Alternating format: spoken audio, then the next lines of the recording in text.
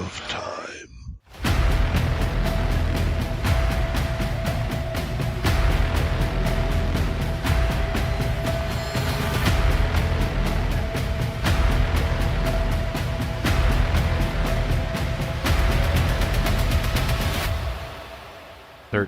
O'clock.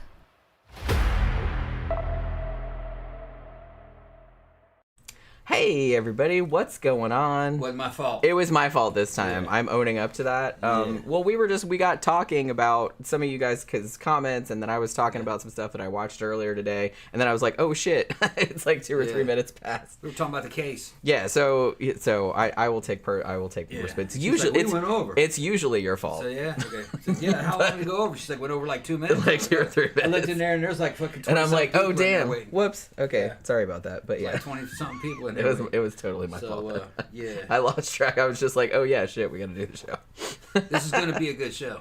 I think so. And like I said, this is so happy Valentine's Day, everybody. Yeah, we went to Longhorn Steakhouse. We wanted some fucking steaks, man. Yeah, I got the big ass T-bone steak, $30. See, Didn't get a little filet mignon. Well, I had to because the last time we went to Longhorn, I made the mistake of, because they give you all that free bread too. Yeah. And so they give you the bread and butter, and then I was like, ooh, I want to try some of that seafood chowder because I just got a little cup, and then I get a fillet, but it was 9 ounces, and then I got a loaded baked potato on the side. I could absolutely not finish that. I had to take most of the potato home with me, and I just felt like I was going to puke the whole time.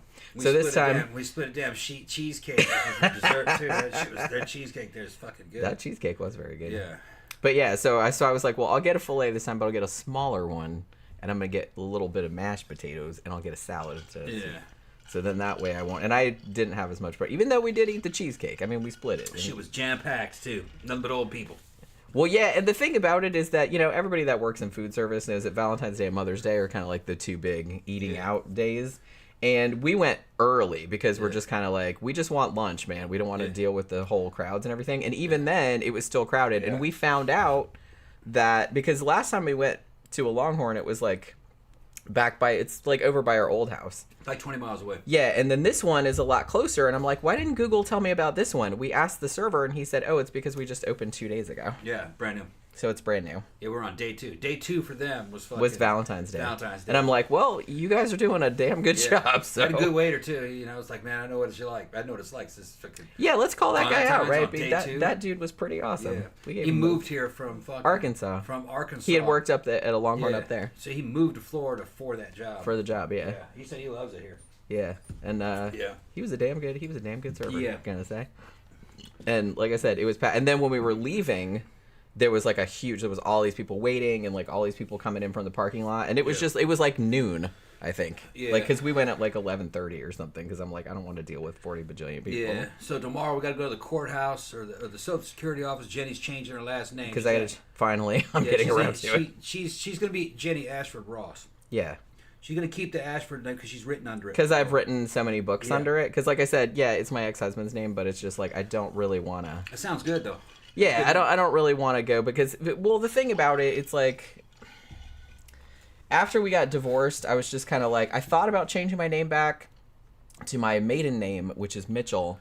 But I was just kind of like, well, man, I've already written a bunch of books under this name, and it's like everybody knows me under this name and stuff. So I just said, fuck it, I'm not going through all that hassle again.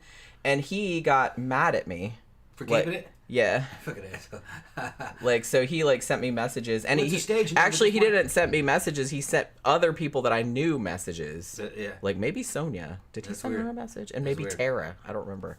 But he sent like some people that I knew messages about she shouldn't keep the name or whatever. And I'm just like, okay, whatever. It's a stage name at this point. That's what I mean. That's what I thought. And then I thought to myself, because it's kind of a pain in the ass changing your name if you're a woman that's married that did that, But I said, well, the only time I'll do it again is if you ask me. Okay. And you did. Yeah. So I said, okay, fair enough. I'm going to change it. However, we did get married last September, and I procrastinated this long. Yeah. But I was just like, I kept thinking about it, and then I was like, oh, is it going to cost a lot of money? And I didn't really have enough money to afford it, but now I can do it. So I'm going to go to the courthouse tomorrow and get my new social security card. Yeah, and then I got to go buy the car. And then we got to go buy the car tomorrow. Well, negotiate for the car. Yeah.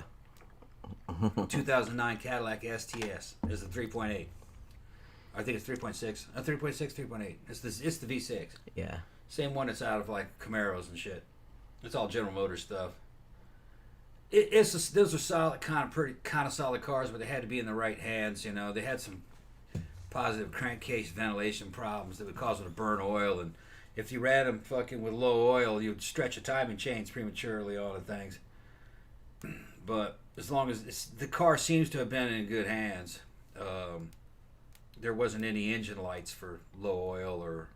Oh, probably we should clean my car tomorrow too. No, it won't matter. Make them clean it. They got guys. Make them clean it. If they want it as a. I at least found the title. I was looking everywhere for that fucking thing. It's just got bad paint. Yeah, I mean, and they can fix that. They just want they to have sell a that body car. shop. They don't care about the trade-in, because the price has been inflated on the fucking thing anyway. They're trying to move it. It's a cash sale, so they're just gonna take it. Yeah. But here's the thing. Yeah, I'm probably gonna end up fucking spending about $6,000 for this car, maybe $7,000. Man, there are so many fucking Mercury Grand Marquis and Lincoln Town cars with less than 100,000 miles around here, in fucking good condition. There's one across the street. Yeah, we keep looking at this one, but it's a 1999. 1999, which is 5 years older than my car. It's 1999, which is old. but it's a Mercury Grand Marquis with only 100,000 miles. It has 101,000 miles. Yeah, and when I was a fucking fleet mechanic, mine has about 167. Working on fucking Crown Victorias, I know that car inside and out, man. You can easily get 450,000 miles on a fucking Crown Vic. The only thing I don't like about that car is that it looks real dated. It looks like a dated grandpa car. It looks like a dated grandpa car. Which, like I said, that's not a deal breaker for me though. Yeah. It's a 99, but it's got fucking great paint. And they're only asking 4,200. Yeah, and I could get it for $4,000. And you could probably get, because it's been for sale for a while. Yeah, it's like literally right across the street from our housing complex. I know everything about that car, and all the parts are cheap, and they're just built to fucking last. And there's a shit ton of fucking. That's where all our cop cars were, and all of our fucking taxi cabs. Yeah, so that's kind of where was the Crown Vic, which is the work model. This is a fucking Mercury Grand Marquis. It's got leather seats and shit. It's nice. And then you can go above that. It's a slightly stretched version of it with even more powerful fucking air conditioning. The Lincoln Town car. Big old V8s, man. They only made like 230 horsepower. They had a lot of torque, but they didn't make any power because they weren't running hard. So they've just run forever. A cop car could sit there and fucking just idle for fucking 6 hours at a time and not fucking tick over a single mile. All right? And we were working on them. Those things had fucking 350,000 miles. Well, if you would actually counter in all the fucking idling time, it was probably more like 600,000 miles. Because they would just idle forever. Big ass fucking cop alternators available for fucking extra electricity. It's very tempting to get back into that game, but they just look like they're just so dated. You know? Even when they look brand new, because a lot of them still look brand new, and you can get everything for them. You know, carpets and fucking interiors and shit. You could rebuild that car for fucking nothing, and still it would look like you're going back to 1999, 2000. You know. 1995, actually. You're going back to 1995 a lot. The way. And like I said, it doesn't bother me that much, but the only thing that bothers me is that it's already 5 years older than the car that I already have. It does have less. It does have less. A lot miles. less miles and time. Fewer doesn't matter. miles. Excuse me, I'm a grammar. Yeah, it's 50,000 miles less, and that's a much tougher car than a Ford Taurus. I don't know. We'll see. We're gonna go to the car lot tomorrow. I think I'm gonna get the fucking Cadillac. That Cadillac is nice. It's damn risky. It's newer than mine, but not that much. They're newer. It's still got a lot of miles on it. It's got 150,000 miles on it. But you know, the chassis are pretty good. Once you get everything right, but they're complicated. You know, they're a luxury car. They got a lot of electronics. They got a lot of bullshit and a lot of sensors and shit. Like I said, if we're gonna get a grandpa car, I mean, you might as well get a good grandpa car. We'll lean into the grandpa car. I'm not sure. Aesthetic. I'm not sure a Cadillac is. We'll drive it ironically. The thing is that the fucking newer Cadillacs weren't grandpa cars really. Guys were hot rodding them too. That's Some true. of them were turbocharged.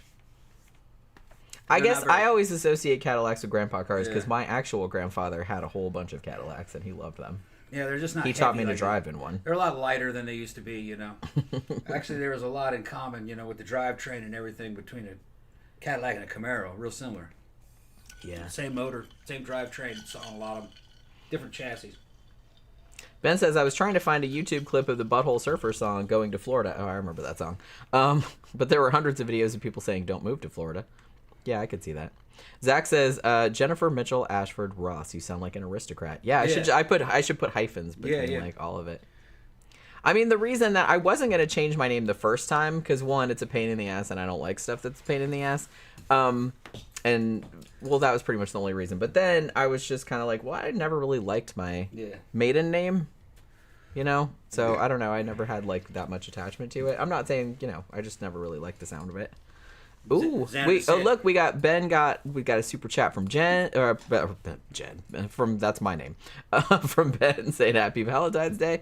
Thank you very much. I'm not drunk yet, I swear. Thank you very much.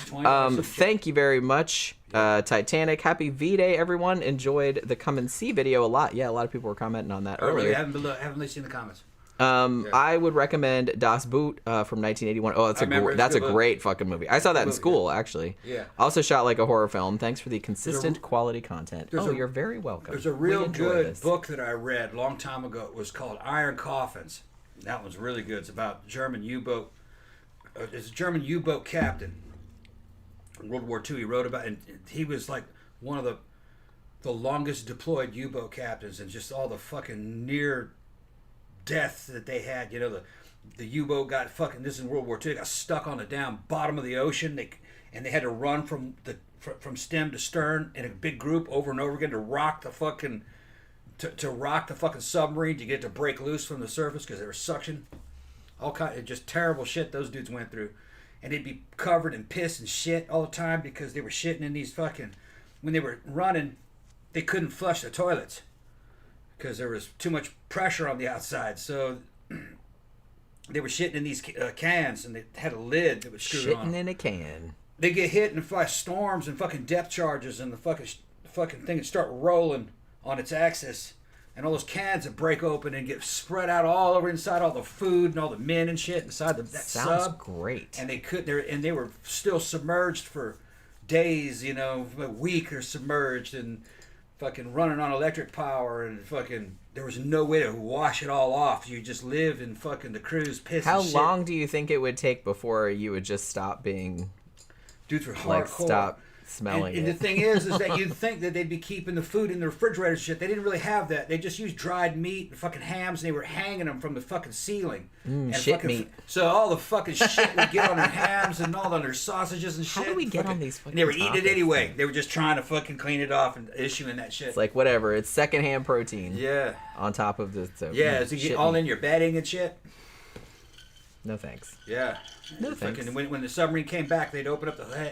And he said, even if that didn't happen, when a submarine would come back to fucking shore leave and shit, they'd open the hatch, fucking people would go, oh, like that, you know what I mean? Because the crew I can imagine. was used to it. Well, like I said, I wondered how long it took, was. like, for them to get inured to it. Yeah, and then they had to fucking clean out the inside of the ship, and then themselves, and fucking, yeah, it was a boat. They don't call it a ship, they call it a boat. I mean, I would feel like I had to, like, shower with bleach and scrub forever. Xander said his drug dealer friend had a fucking Grand Marquis. Yeah, Said the bitch was luxurious. Yeah. Yeah, the Lincoln Town Cars are even more luxurious. If you want a car for under $5,000, you try to track down a Grand Marquis or a fucking Crown Vic, an old man car. They run forever if you know what you're doing with them. There's a whole underground owners scene and guys hot rodding them and making Mercury Marauders and shit like that because you can make it a sports version. You know, fucking supercharging them because it's the same motor out of the big Mustangs. You know, and then you can find superchargers for them. We got another super chat from Vibrantly Brantley. Thank you very much. Planning on watching Poor Things. It's hilarious and amazing, by the way. I'm sure I will get around to it at some point. Getting all kinds of money. Yeah, getting all kind of money. Well, you know, it's Valentine's Day. Yeah. Yeah, the Mercury Marquis and the Lincoln Town Car were basically the same car. The Town Car was stretched and it had a more deluxe interior, better stuff, usually better paint, better wheels, but it was the same. It was the same car. Panther body, that's what it's called. The Crown Vic was the same car too. It was just shorter. Actually, I'm not sure I'm not sure you called a Lincoln Town Car a Panther body. It was the same body in the Crown Vic and the Grand Marquis, but the Lincoln Town Car was stretched. It was more like a little limo, really. They were luxurious. It's like riding a cloud. It's like driving a fucking cloud, like the fucking land speeder. John Gora said, I dropped the Butthole Surfers after Hairway to Steven. I think I had that album, but that might have been... Wait a minute, which ones? I had several of theirs, but I don't remember which ones. They were cassettes, so I think I threw all my cassettes out. So I don't know if I even have them anymore, sadly. I kept them for a long time, but yeah. I'm pretty sure I had that one, and I can't remember what the other ones were that I had. I quite like the Butthole Surfers. But the thing about it was that, you know, when we get into talking about the whole Kurt Cobain, Courtney Love thing... when this was, you know, when Nevermind got big was about 1991, right? And that was, I was a year out of high school. And I had been into, you know, goth and alternative stuff like that for several years at that point. So when Nevermind came out and everything was just this huge explosion and all these punk bands and stuff like that got famous, I was just kind of like, oh, shit, man. Like, now we're in for it, you know? And while I will say I was a casual fan of Nirvana, and I liked Hole as well. I liked a lot of those kind of what they later called Riot Girl bands. I liked a lot of that, too, like Bikini Kill and L7 and all that. I liked all that kind of stuff, too. I never really got into the stuff that was inspired by Nirvana, like Soundgarden or... Alice in Chains or Pearl Jam or anything. I never really got into that. I only liked Alice in Chains. I didn't really like... I mean, they were all right. Then they got overplayed. They were all right. Yeah. But it's like that... That wasn't really my main genre. But I did have Bleach, the Nevermind album, or the Nirvana album, and I did have Nevermind. I didn't buy it like somebody... I had a friend back then named Dave who lived down the street from me. And I never had any money because, you know, I was just out of high school, so I was, like, broke as fuck. But he had money, so he would always, like, buy the new shit that came out, and he would tape it for me. So he taped all the new shit. So that's how I got stuff, was, like, I had people tape it for my broke ass. And that's how I got Nevermind. And the funny thing about that is I distinctly remember when I first heard Smells Like Teen Spirit, I think I heard it on 120 Minutes. Or either that or on our college radio station. And I was like, that's a pretty cool song, you know what I mean? And I was just like, that's, you know, it didn't sound like anything that would be like mainstream popular.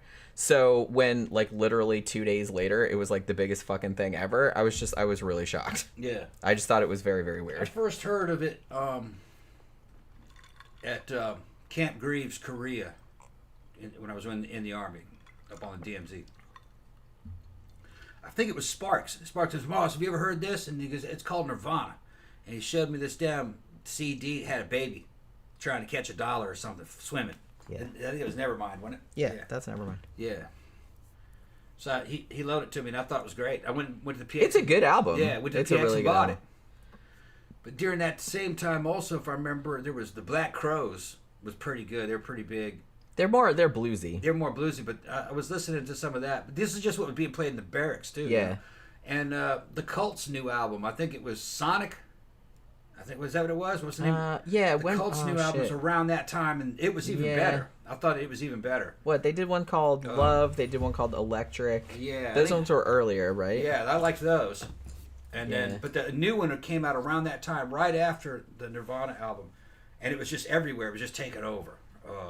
It might have been a year or so later, but you know how your memory is. Yeah, it compresses. Kind of gets compressed. But shit that happened 2 years apart seems like happened like a week apart. Yeah, right. I didn't know anything about grunge. Didn't know what it was. It was just a new sound. And yeah, newish. I mean, the thing about Nirvana. For me, it was new. I thought it was good. The thing about Nirvana is that, and this is no ding on them because they had their own fucking thing. And like I said, I had Bleach, which was really good, and then Nevermind is a great fucking album. I listened to it a lot actually back then. But they sounded to me when they came out, I thought they sounded like the Pixies. Yep. I was listening to the Pixies too. Because I had been listening to the Pixies for several years at that point. I was like, they kind of sound like the Pixies. And it's like, they kind of sounded like this other band. Do you remember this other band called Red Cross? with two D's and with a K and two, yeah. They kind of sounded like that a little bit too, but more like the Pixies, I thought. Yeah, around this, Jenny might be shocked, but at the same time, 1990, 91, this is 91, around that time. Half the damn infantry was listening to the Pixies too. Fucking, we loved that one. I love the fucking Pixies, man. Yeah, if you were white and you were in the infantry, you were listening to the fucking Pixies. We were jamming that. The Pixies are fucking great. Pixies were real hard. It was fucking insane. Now, I remember some guys listened to Nirvana, and the lyrics were tripping them out. They were like, "Man, what kind of lyrics? He's not finishing the sentences." They were very kind of, what do you call it? Abstract. The lyrics were very abstract. But I was right at home with it because it was just like nowhere near as abstract as Skinny Puppy, so I was already used to that. Yeah, I didn't really find it that abstract. Yeah, I knew exactly honestly. what he was doing, but a lot of normies, who were listening. Like I said, listen to Pixies sometimes. That shit was like so. Well, one of the songs, I think one of those Pixie songs. Which one was it? Now I can't remember. It was a long time ago, but it's just I listen to them still. But it was about Andalusian Dog, that fucking Luis Buñuel and Salvador Dali movie about the eyeball and everything. Yeah, so there was that. Alice in Wonderland said Alice in Chains and Pearl Jam. I like Soundgarden, not bad. Yeah, and I kind of like appreciate them more now than I did at the time. Because like I said, I'm more like a goth chick. I like goth music. I liked post-punk. So I liked a lot of that stuff. And, and I like old punk and proto-punk. So it's kind of like when all of that happened, like Nevermind came out, and that was great, and that came out of a whole scene. I mean, they had Mudhoney, who I actually really like Mudhoney, and Tad, and like bands like that were all around that same area, like this same Seattle area. So it all kind of came out of that same place. There had been bands they'd been playing since the mid to late 1980s, but it just kind of got popular. They got popular, and then it popularized everybody else. But it's just kind of like, I don't know. I guess because I had been listening to that kind of stuff like prior, so when it came out, I'm like, oh, this is good, but it sounds like XYZ. Like, I'd already heard it. So I kind of feel like a lot of people thought, oh, this is like a new thing. It's not really a new thing, though. It wasn't really a new thing. It was just like a new popularized thing. And I think that happens a lot. You get like all of this music that goes on and like for years and years, like in the underground, if you want to call it that. And then suddenly one song or one band or something like that breaks through and everybody's like, oh my God, this new sound. And I'm just like, dude, where have you been? You know what I mean? It's kind of that. But I did really like Nirvana, but I didn't really get into... We have a friend, isn't it like Lil Swole is real into 90s grunge? Yeah. He's a bit younger than us. He didn't go through that period, so he's kind of... so it was more kind of like, he's real into like Nirvana and Alice in Chains and all that kind of other kind of stuff. Because, like I said, he's younger. I think he's 37 now. Yeah. But so he kind of came of age, so that was the music that was his. And like I said, I was already into different shit and had heard, and like I said, I was real into the Pixies. I had like all their stuff. So when Nirvana came out, I'm like, this is good, but it sounds like the Pixies. You know what I mean? Yeah. It was just kind of like when Nine Inch Nails or Marilyn Manson came out. I was like, this is okay, but it kind of sounds like they're ripping off Skinny Puppy. Yeah. Well, you know what I mean? It was just kind of like that. But I really did like that Nevermind album. So, yeah. And I think I've said prior, I'm not a big fan of the 90s, but I do remember when all of this was going on. I was a fan. I liked 90s goth mostly. I like some of it. It was Courtney Love, actually, in the grunge scene here in the United States, did have an influence in goth. Big time. It influenced goth a lot. Her look, specifically, yeah. If you look at the shit that Courtney Love was wearing, that's what goth chicks were wearing. They were just wearing different colors, and maybe the shoes would have been different. A good example is you go back in time and Google images of Switchblade Symphony. That's the fucking epitome of 90s girl goth band. And they didn't look that different from Courtney Love when she was dressed up. It was just the color schemes were a little bit different. Pink fur collars or white fur collars and red hair, fucking super dyed. They didn't use wigs back then. They actually painted the hair that fucking bright. And then when they took photos, they used a lot of effects on it too to make shit look even brighter. So sometimes it was kind of... But Tina, Root, and the other one, I met them in Man Ray in Boston. They were real nice. They loved fucking Man Ray. They even mentioned it in an interview. They said that somebody asked them what was the coolest club they'd been to on tour, and they said Man Ray. back in the 90s. Well, like I said, even back then I'd heard of it. Yeah. I never got to go to it, but it's kind of like Studio 54. Yeah, everybody in the goth scene had heard of it. Yeah, it was knee deep in that shit. But that's and the thing about it, Courtney Love, her big thing, and it was kind of like the whole zeitgeist, the '90s, early '90s, very much the kind of those thrift store kind of dresses, the chokers, all that kind of stuff. She was doing. She would do like the slip dress on the outside type thing with the combat boots and everything. Yeah, that was a cute look. And also the baby doll dresses. Yeah.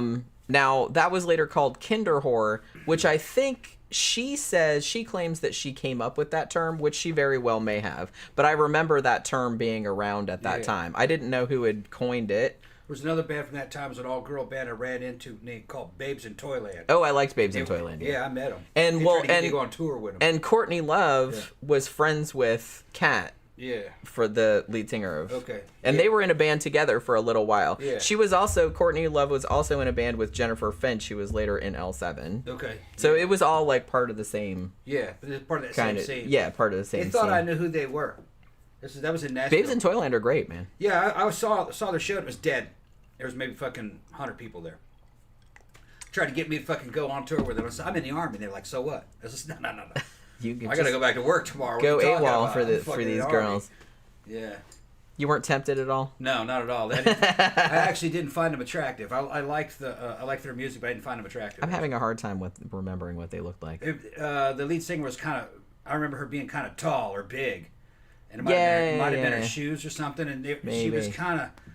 At the time, I thought she was kind of. She was older than me. It was one of the things. I was like, because you're kind of brainwashed and you're genetically programmed when you're in your early 20s to go after girls that are in their fucking early 20s or their teens. You know what I mean? She was older. So I was like, nah, you're not that hot, babe. That's what I was thinking. That's mean, Tom. I was thinking that. I didn't tell her that. Man thinks what he wants to think. You just did. Man thinks what he wants to think. Men have standards. I know I'm just saying that women don't want us to have standards, but we do. No, I'm just saying that sometimes you can think what you want, but sometimes it's better not to say stuff out loud. That's all. But I was seeing her through the eyes of a fucking 22 or 23-year-old. You know what I don't know how old she was. She's probably at that time probably about 30, I think. I don't really know. And that was like that. I considered somebody at 30 to be like an old lady. Yeah, which is hilarious now. It's funny, like when you think about it. But, because even now, like, we'll watch movies that were made, like, in the 70s or something. Yeah. And Tom's like, man, I saw this movie when I was a kid, and I thought that chick was an old lady, but I'm looking at her now, and I'm just like, damn, she's hot. Yeah. She's probably only, like, 35. Yeah. And it's like, back then, when you're, like, and I remember that, too. Like, when you were a teenager, you're like, oh, my God, 30? That's so fucking old. Yeah. But it's really not. It's really not. What else? I thought somebody asked me something about it. There's lots of their stuff. look. Well, also another one I liked Hope Sandoval from Mazzy Star. Yeah, and she had that same kind of look. They did some stuff with Jesus and Mary Chain too, right? Yeah, but that was that look, that female grunge look, that Courtney Love type thing that was going on with like L7 and Babes in Toyland had a goth equivalent. It was just more black, but basically the same clothes.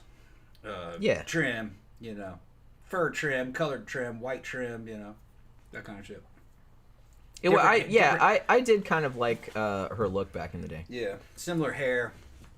And I will say, I mean, I had a couple of Hole albums, and I actually quite liked them. I might have liked them a little bit more than Nirvana, now that I'm thinking about it. We got a big crowd, man, to listen about Courtney Love. Well, yeah. And I'm going to say, like I know Danny was saying earlier, was talking about the Nick Broomfield documentary, Kurt and Courtney, which came out in, was it 97 or 98 or somewhere around there? Yeah. And I think that was what popularized the conspiracy that, like, Courtney had Kurt Cobain killed.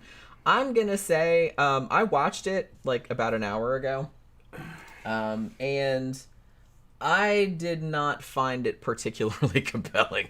It just seemed like, and I know Nick Broomfield, he's made other documentaries. He made one about Tupac. He made one about Alien Warnos. He made like a bunch of other shit. And I know that's his style. He's kind of going for a more gonzo journalism kind of thing where he's getting himself involved in the shit. But in this case, it seemed...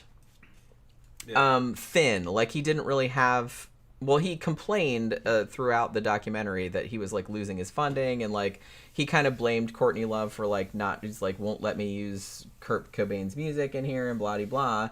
But the people that he interviewed in this, a lot of them, especially the ones that were kind of putting forward the theory, and even he came to the conclusion, it's like, well, you can't really prove that she had anything done, which I agree with. But the people that he interviewed, they were either nuts, completely self-serving, like Courtney Love's dad, who seems like a real shit, who's writing his own books about her, and it's just kind of like threw her under the bus, which, like I said, I'm not a huge fan of her as a person. I think she's kind of obnoxious and like runs her mouth when she shouldn't and shit like that. But I don't think she had anybody killed. I just don't. I don't know. It just seems too far-fetched to me. But then like, and he interviewed a bunch of people that claim to know things, and then later on it's just like, wait, that person didn't even know them, or a lot of the people he interviewed were clearly high as fuck. Yeah. And it was just so, after a time, like I'm like, this is like unwatchable. Yeah. It was unwatchable. Okay, look, Jen got real behind on questions. I know everybody's asking a whole shit ton of questions, but we got to get the show moving. We're going to go back and we'll address questions when we can. Yeah, well, let me see. What did I miss? Just people asking you questions, asking me questions. Oh, okay. I really have time. Well, let me go through here, right. because yeah, we kind of got behind. Let me see. I think, okay, I remember kind of this right here. Danny said, Jenny, when you lived in England, did you ever visit Ireland or Scotland? I never got to, no. I was in Wales most of the time, because that's where my ex-husband was from, and then we went over to England sometimes. Yeah, they're talking about the new Nosferatu. Yeah, I'm super excited about that. Robert Eggers is making that. And let's see. Desola once said, Jenny, were you goth in UK as 90s? You saying you used to live across the pond? Yeah. I got into goth music and like post-punk and stuff in the early to mid 80s. So, yeah. Yeah. Joseph says, you've made it when Weird Al does a parody of your song. Yeah. Yep. The story I heard was that Weird Al apparently contacted Kurt Cobain and said, I'm going to do a parody of your song of Smells Like Teen Spirit. Kurt Cobain reportedly said, is it about food? And he's like, no, it's about how nobody can understand your lyrics. Mm-hmm. And Kurt Cobain thought that was fucking hilarious. Yeah. And he's just like, yeah, do it. Yeah. Even though I do know the words to that song, but it's just kind of like, now you can find out. But yeah, let's see. Is it me? Okay, so I'm trying to scroll through here, but yeah, here's the thing. Yeah, John Gore said, I've been reappreciating Big Black recently. Oh, that's a great band. Them. Yeah, that's a great band. A long time ago, yeah. That's a great fucking band. SideQuest Hero said, I only heard them because I had older siblings. I sort of missed that era slightly. Yeah, it was really something. I'm actually kind of like, it sucks being old, but I wouldn't. We really grew up at the best possible time. Like I said, because 90s was real stable too. Well, it's not so much that, but it's just kind of like my whole childhood in the 70s and then like early 80s. Like I was just coming into being a preteen at the time when all the good like post-punk music was coming out and when all of that was coming out. And it's just, and we got the whole like early era VHS, like all the horror movies and stuff. Very beginning of the internet. Yeah, and then like in the 90s, we got the very early iteration of the internet. So we got like our foot in both worlds, and I think that was like an ideal. You get your first chances to make online purchases. You didn't have to go to the store. Tom is like still excited about that. Damn, it was like some shit out of a fucking Arnold Schwarzenegger movie. He's still excited about it. It's like that. something out of damn fucking. What's the name of that one? Running Man. Running Man. Yeah. Was that Running Man or was that Running Man? He bought a plane ticket over the television using an ATM card. I thought that was that other movie. No, I think no. The Mars one. Total Recall. No. Okay, I get him confused. No, it's because he took that Hispanic chick, broke into her apartment, was tied her up. Remember? Yeah, that's right. Oh yeah, that's right. Yeah. Tequila says, "Hey y'all, happy snowy Valentine's Day from Minnesota." That's Eminence, Minnesota, right? Yeah. That's crazy to me because it's, it's sunny and it's not hot here, but it's not cold either. It's mild. It's mild. Yeah. Like when we went out earlier, I was like, oh, the breeze is kind of cool, But the sun was out, and then I was like, should I get a jacket? No, probably not. Danny says Courtney Def probably had Kurt whacked because he was planning on leaving her. See, like I said, I don't really know, though, because... No. I don't know. I don't... It seems too far-fetched to me. She doesn't seem... Like I said, you know, of all the things that Courtney Love... I don't... A lot of people really seem to hate her. They kind of think of... It's almost like a Yoko Ono Beatles situation where they blame her for this, that, and the other thing. There's even shit that, like, that blames her for introducing Kurt Cobain to heroin, which I'm 99% sure is not the case. He had done heroin years before he ever met her. So I don't think that's... You know what I mean? Kurt was a damn Ian Curtis of America, really. He was already almost... He was committing suicide, trying to commit suicide, and he had problems and depression problems and stuff. He was a time bomb. He didn't like being famous. Yeah, I kind of feel like it was this similar kind of situation because, you know, we've never done a show about Ian Curtis or about Joy, which we probably should, about Joy Division, because that's fascinating. I love that. I love that whole era. But he was in a similar kind of situation to Ian Curtis. Ian Curtis was younger than Kurt Cobain. He was only 23. And they had kind of just started to get some attention. They were going to go on this big American tour. You know, his wife had just had a baby. He had a long-term ailment, which in his case was very, very bad epilepsy. And it seemed like it was getting worse and worse, and he was having all these attacks and stuff, and he was possibly taking drugs to deal with that. He was also, I think, like kind of fucking around on his wife with this other woman, and he was kind of guilty about that because, you know, he had a baby at home. And I just think that he thought, this is not going the way that I thought it was going to go, and I don't think that I can live up to this. I think part of it was that he had performance anxiety when it came to the stage. That's, yeah. He knew a big tour was coming. We're talking about Ian Curtis. Yeah. He knew a big American tour was coming, and no matter how good he was, that motherfucker was a master lyricist, man. His lyrics were the fucking best, man. Like I said, he was 23. He was in his early 20s, and his lyrics like an old man. Sounds like a wise old man. Yeah. And his voice sounds like just... No matter how good... Like he's 1,000 years old. He was one of those guys that no matter how good you told him he was, he didn't believe you, and he thought he sucked. And I get it, yeah. And a lot of artistic people are like that. I'm fail. like that. A lot of people are like that. I think he thought he was a fraud and that he was going to fail, and he didn't want to fucking... That's very face all this fucking pressure and get embarrassed and let the band down, and fucking he couldn't handle this. He killed himself. And almost all the times I have friends that have done this, like I've mentioned him on the show before. My friend fucking Rich fucking blew his own head off with a .38 special revolver in front of his fucking girlfriend, fighting over the volume of the television. But it built up over to that, and drugs are always involved. He was fucking loaded and on heroin when he did it. You know, I mean, he would have done it when he was in his right mind. It's just that these guys they're kind of fucked up, and then they get high and depressed, and it fucks them up even worse, and they try to kill themselves when we're in that state. Because you don't think about... You're not thinking right. Yeah, you're just thinking about just like, I'm really miserable right now. Yeah. It's never going to get any better. And so, you know, whereas a day or two later when you sobered up, you might not have done that. But yeah. But it's, you know, it's the same kind of thing. And I think the Kurt Cobain situation was the same. I mean, I think that he had suffered from depression pretty much his entire life. He had a lot of chronic health issues. He had bronchitis, for example, like chronic bronchitis. He had like a really bad like stomach thing, which he was in excruciating pain all the time. And I think that he initially started to self-medicate. Yeah.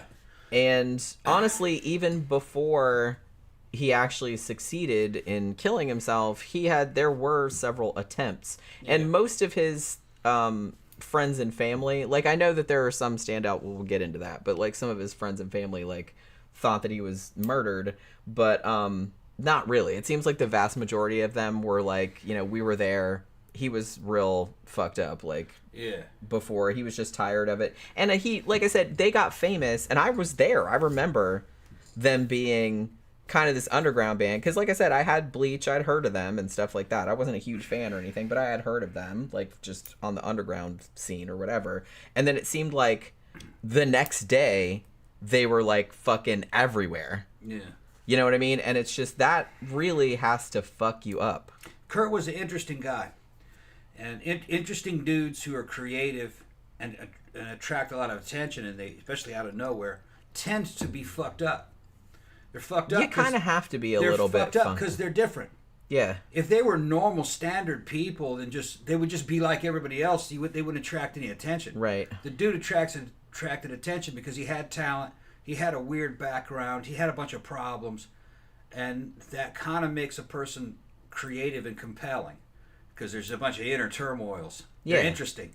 You know, yeah, people that are just kind of like, woo, all right, Yeah. whatever. It's like people like that are not interesting. Just dudes fucking Sadly. mom, apple pie, Chevrolet, white picket fence in the house, and the kids fucking, he's a company man working fucking, 20, working a fucking standard work week and shit. He's not interesting. He's reliable. He's good at what he's doing. But there's a lot of dudes like that. That's the standard. Yeah. That's why, that's why a lot of these girls, they go after the bad boy. They'll marry the good guy because he's reliable. But they are fucking them bad boys because they're interesting. Yeah, and I don't do that, but if a you're lot of gonna women be, do that. yeah, you kind of. I was one of them guys. I'm fucked up. Well, I too. know, you know. I'm fucked up. I'm just highly functional fucked up. Yeah, that's true. I'm just real functional in the here and now. I'm an ex-soldier, but that fucks you up too. Okay, because you never really. The thing about us is that really become a civilian. we're both fucked up. Yeah. In our own ways. Yeah, it's just different. Because I'm fucked up too, Yeah. but like in, Yeah. Yeah. She's fucked up. She's very sane, very intelligent, real Yeah. disciplined. She's a hard worker. She's. I'm aware of the ways in which I'm fucked up. She's not a Courtney Love where No. She's fucking falling down drunk all the time and fucking whole busloads of motherfuckers. I'm not she's fucked not up like in that way. I'm not fucked up in that way. No, you can trust her. I'm fucked up more in the like autistic. Nobody wants to talk to me. I suck. Yeah, and I was hanging kind out of with her thing. like fucking 13 years. We never even got married. We were just fucking hanging out, fucking living together because she's like she's my best friend and and she's interesting. She looks good, and she's real dependable and fucking reasonable. She's very reasonable, and Jen knows my history with women. I went after girls that weren't reasonable. A lot of times. Well, that's on you, buddy. I liked that. Yeah. I like unreasonable. I like the bad girls. I like good girls too, but I would go after bad girls. I didn't give a shit. But I wasn't looking for a long-term relationship. Yeah. Well, that's what I mean. It's like if you do want a long-term relationship with somebody, right? You have to have stability. Yeah. I mean, you can pretend to be a bad girl. Mm-hmm. Or do kind of bad girl stuff or look like one. That's not too kind of a mix. That's not too transgressive. That doesn't get you arrested. Right. That's kind of the ideal situation. All these dudes that don't live long, Ian Curtis, fucking, and all these legendary guys, it includes Jimi Hendrix and shit. They have some fucked up elements, and they tend to die. They're risk takers. Yeah. And they're doing drugs and alcohol. And I definitely think they're partying a lot. Yeah. I mean, Kurt Cobain, self-medicating. He never gave me the impression, and from everything that I've read about him, he doesn't seem like a party guy. He's more like, in a way, like reading about his personality, he seems more like me. He seems kind of more, he's very shy, he's very reserved. He was very quiet. He didn't really like the spotlight. He didn't really like to be the center of attention. But I think that, and I think that was one of the things that really fucked him up. Like, he was fucked up like before that, you know what I mean? Because of all the chronic pain he was in. And he didn't have a great childhood. Courtney Love didn't really either. But I think that the thing that probably pushed him over the edge was the fame, it seemed like, to me. It seemed like being suddenly thrust into the spotlight with all these people looking at you. I mean, one of his friends from back in the day, from Seattle, like, I saw various interviews with her. She was a photographer from back then, and she took photos of them, like, before they were famous, you know what I mean? And she was like, I remember, like, after he got famous, they picked us up to take us to some gig or something like that, and they picked us up in a limousine, and he apologized, because to him, he's like, this is embarrassing. I don't want to be, he's like, he just wanted to be normal. Yeah. And to him, it was just like, it seemed like he was putting shit on, like, that he didn't deserve or something. Well, Allison said that Kurt was, like, introspective. That's a good way to put it. Yeah, and like I said, so I kind of related to him in that way, because he didn't really seem like... He wanted to show off. Yeah, and he seemed to find that distasteful, I guess. like I said, he didn't like all the trappings of fame. He thought it was like slightly embarrassing. That kind of went in with the gestalt of the time in a certain way, though, too, with like Yeah. shoegaze. They were like that, you know, up to be unassuming. You know, it wasn't cool to fucking be too flashy. That's why they weren't dressing up. They were dressing down. Well, and the thing about it was that you have to think they came out of the punk rock scene. Yeah. And punks are very against selling out. Yeah. So the second that you think you're this big fucking deal and you have all this sold out. money, now all your friends are going to be like, who the fuck you think you are? You know what I mean? You've all of the principles of the music have gone out the window. Yeah. And I will say that he did seem to stick with that. Because he was really, really uncomfortable with all of the trappings of fame and all of that kind of stuff. Yeah, Seattle was getting huge. This is like part of the Seattle fucking Yeah. scene. The thing is, though, is that became kind of a fucking self-fulfilling prophecy. There were other people that were around at that time, so it wasn't just Seattle. That was actually kind of happening everywhere. It was It's just kind that of. they started to focus on Seattle. If you were from Seattle, shit, you were going to get famous because that last guy was from Seattle. Yeah. So you're riding on each Well, other's and it did. coattails. Well, yeah, because it did seem like after that happened, like all the fucking record executives were running up there to see who they could sign next because it was just a whole. I remember there just being a whole fucking thing, like all those bands from that scene. Yeah, if you knew each other, then you're gonna make. Like you I said, famous. Mudhoney got kind of big. Melvins had been around since like the mid '80s, I think, and it's like they got famous off the back of that. Screaming Trees, like Same all those thing kind of happened bands. in the UK with the British New Wave. Yeah, similar. Yeah. Similar. I mean, a lot of those guys were really good, though. One thing I didn't know, like I was watching some shit about like Courtney Love and stuff. I did not know. I knew she'd been in movies and stuff like back in the 80s and whatnot. But I didn't know that she had spent some time in the UK and she hung out with Julian Cope from the Teardrop Explodes. Oh, yeah, that sounds familiar. And I was just kind of like, I love Julian Cope. I love Teardrop Explodes.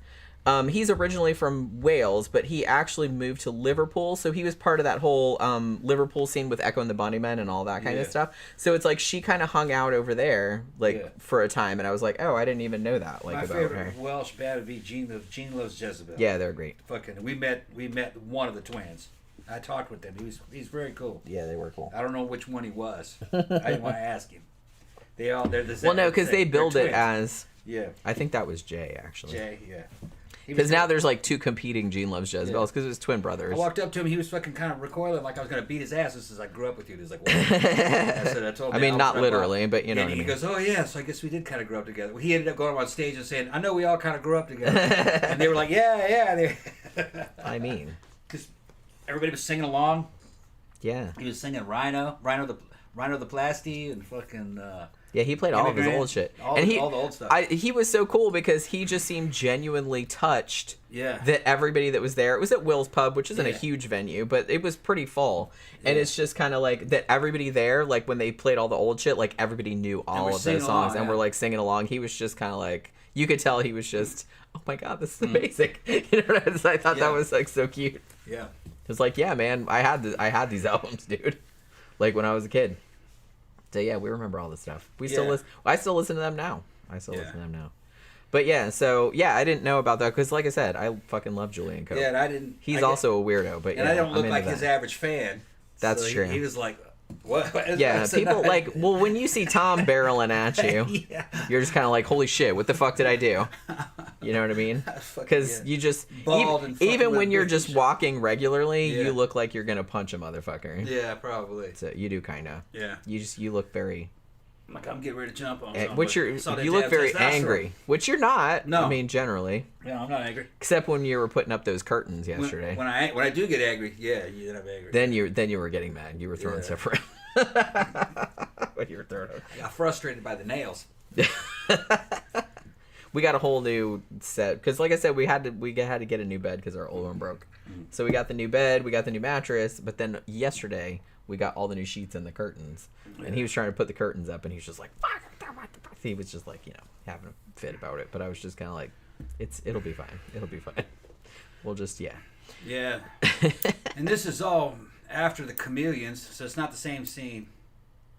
Yeah. So Chameleons would have been new wave, huh? Or post-punk, right? They're more post-punk, yeah. And they had to call them when they released albums over here. They had to call them the Chameleons UK because there was already an American band called the Chameleons. Yeah. But I don't know what happened to the American band. Nobody knows who the hell they are. Chameleons UK are fucking great though. Yeah. But yeah, so I probably lost track of where we were, but yeah. So okay, so let's get into a little. I don't want to get too much into, because like I said, it's the Valentine's Day show, so we mostly want to talk about the relationship between them, and then we want to talk about, you know, the whole suicide thing and the conspiracy theories about it. Okay. So we'll get into that. Like I said, neither of them seem to have super happy childhoods. Kurt's childhood was, I feel like it wasn't so much abusive as, although I think one of his stepdads did like beat his mom up, like that I heard. It was more like neglectful. They were both kind of troubled, and I feel like their parents didn't know how to deal with them, so they kept like sending them off to like different places. Here, go stay with relatives, or go stay with these people, or something, like go stay with your friends or something like that. So it seemed like they didn't really want to deal with them. I was watching this one documentary where they showed like where Kurt Cobain grew up, and it's like, for sometimes he would like sleep under a bridge. I think he even immortalized that like in a song later on. So, you know, and he was kind of, Sleeping under a bridge. he seemed like he was a good kid until his parents got divorced, and then he kind of became, you know, he would just do, I mean, it wasn't bad, but it was like just regular kid shit, like vandalism and shit like that. I do think that he started doing drugs, not hard drugs, but like pot and stuff, maybe at about 13. Later on, he got real into LSD, but, you know. So, he seemed like he got into music pretty early. On the Kurt and Courtney documentary, they actually had an interview with his aunt, who seems like a lovely person. And she seems to have gotten him kind of into it. She was a musician also. They thought he was going to be a drummer, but then like when they gave him a guitar and like gave him lessons, he really took to that. So he just got passionate about that, and that's kind of how that ended up happening. So after this, like, he starts playing around town. I think he played a little bit with the Melvins, like I said, back in the mid-1980s, and they would go on to get famous later on, like I don't want to say on the coattails of Nirvana, because they were around way before Nirvana, but Nirvana getting that famous put a spotlight on all the other bands from that same scene, you know what I mean? So even though the Melvins have been around for, I think I even saw the Melvins live. I did! They opened for Gwar. I saw the Melvins and Gwar. Never got to see Gwar. Oh, I saw him a bunch of times. I saw him 5 or 6 times, maybe more. I saw him a fuck ton of times. But one of those times, the Melvins opened. I remember. I just remembered that now. But yeah. So he did start playing with them. So about 1985, he made like a tape of some songs that he played with like the drummer that was in the Melvins at the time, and this tape kind of circulated, and at that point that was when he got the attention of Chris Novoselic, I guess is how you pronounce his last name, who would later become the bassist in Nirvana. Now I did see this, okay, so Kurt moves into this apartment in 86 with, I believe it was his then girlfriend, her name was Tracy. Now they interviewed her on the Kurt and Courtney show.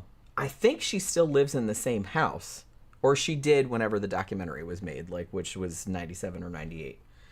And she's got a bunch of his paintings that he did back then, like up on the walls and stuff. And she said that he was with her for quite a long time. I think like 3 years. I think they lived together.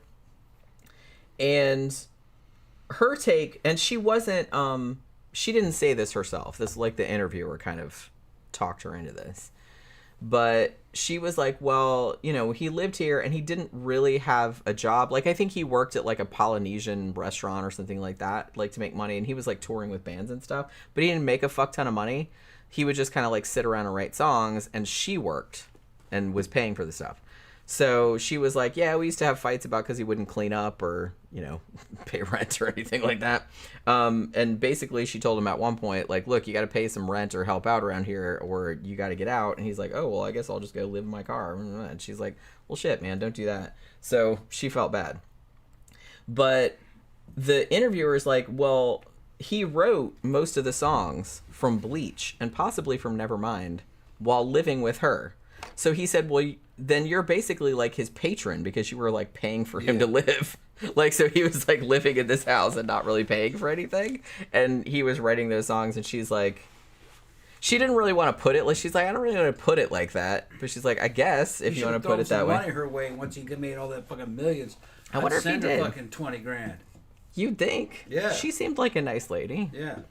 But yeah, they, like I said, they were together for a while. There was even in that documentary, there was like footage of like a family, like the Cobain family Christmas or whatever, and he was there with her. So yeah, so that was together for. But I just thought that was kind of funny. But she, like I said, she didn't really seem, because dude, she had paintings that he did back then in her house. I mean, if she wanted to, she could probably sell those for like $1 billion. You know what I mean? But she hasn't. She just kept them. So it's just kind of like, she seemed like a nice enough girl. But yeah, so they said that the relationship between them, and the interviewer asked her about this too. It's like, did you think that you were mothering him? And she was like, yeah, I guess. Because he didn't really, like I said, his parents were kind of neglectful. You know, they didn't really give that much of a shit about him. He was sleeping under bridges and stuff. And so it could be that he was looking for parental figures. How old was she? I think she was about the same age or maybe a year or two older. Okay. Like it wasn't like she was like older or anything like that. But yeah, so I think that was, like I said, I wasn't there, but that seemed like what they were trying to get across. So yeah, so they formed Nirvana in 1987. Now it was Kurt Cobain, Chris Novoselic, and another guy named Aaron Burkhart, I think was his name, when they first started out. And they kind of got popular in the scene around there, but you know, everybody knew who they were locally, but nobody knew who they were like nationally.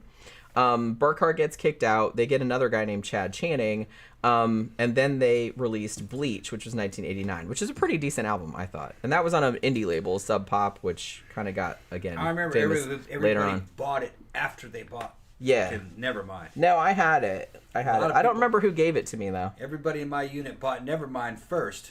And then went back and bought Bleach. Oh man, it's good. Oh, there's an older one. And yeah. then Bleach, you know, and then Bleach became available because we were buying them from the PX. Right. We weren't buying them from record stores. We were in Korea. I didn't buy it. Somebody gave it to me. Like I said, I had friends that, because they knew I was broke. So if they bought something, and we had I grew up in Daytona Beach, which is kind of, you know, rednecky and everything, but we had a really, really good indie record store. Like the guy that owned it, like his dad was super rich.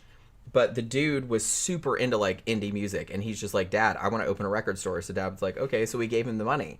And so he had all the good shit. He had like all the imports. It was a tiny, tiny store, but he had everything good. And we also had Atlantic Sounds, which was like a humongous, and they had all kind of music. Yeah. And that had been there for like a million years. And they had like all vinyl, and they had everything. So if you wanted anything imported or anything independent, like you went to one of those two stores, and if they didn't have it, they could get it for you. And actually the dude that owned that little record store, what the hell was it called? Criminal Records.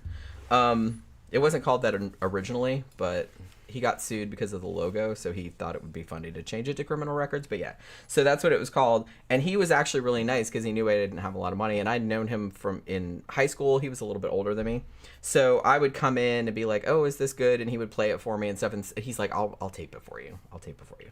So I got a lot of stuff that way, like just by knowing people that would record shit for me. So that's probably how I got it.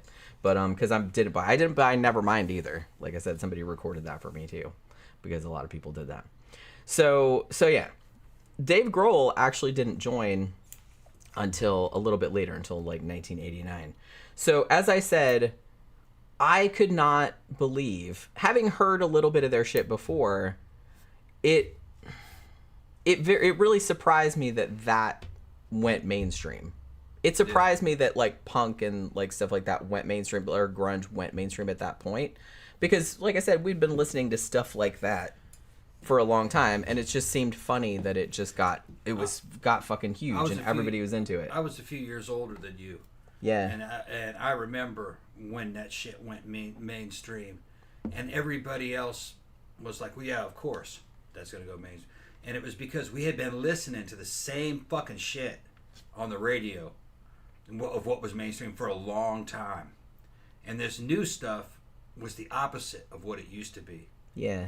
So we were like, it seemed like a no-brainer that was going to be mainstream, because the mainstream shit from that time would have been like Bananarama. Well, this was a little bit later. I'm kind of thinking it would have been more like Whitney Houston or something like no, that. but Bananarama was around that time. I know they were, but... Yeah, it was like Venus was a big fucking hit around that time. No, that was... Oh, that's right. That was a little bit earlier. That was earlier. Okay, yeah. That was maybe 86. 86, 87? yeah. And this was 91. This so was it about 91. 3 years. Yeah. But that was still on the radio. You'd still hear shit like yeah. that. That was still kind of mainstream. But with, like Whitney Houston and fucking Boys to Men. Yeah. Remember that shit? Mm-hmm. I'm trying to think what else was Kid and Play. Yeah, I was trying to think what else was popular in the early fucking, 90s. Because like I said, I got into like... Fucking weird shit. like alternative music in the 80s, and so I didn't really pay that much attention Queen to... Latifah. Yeah, I like Queen Latifah. Though. Yeah, but that's what was mainstream around that time. Yeah. But then like in the rock segment, this is what it was going to be. It was going to be stuff like Nirvana.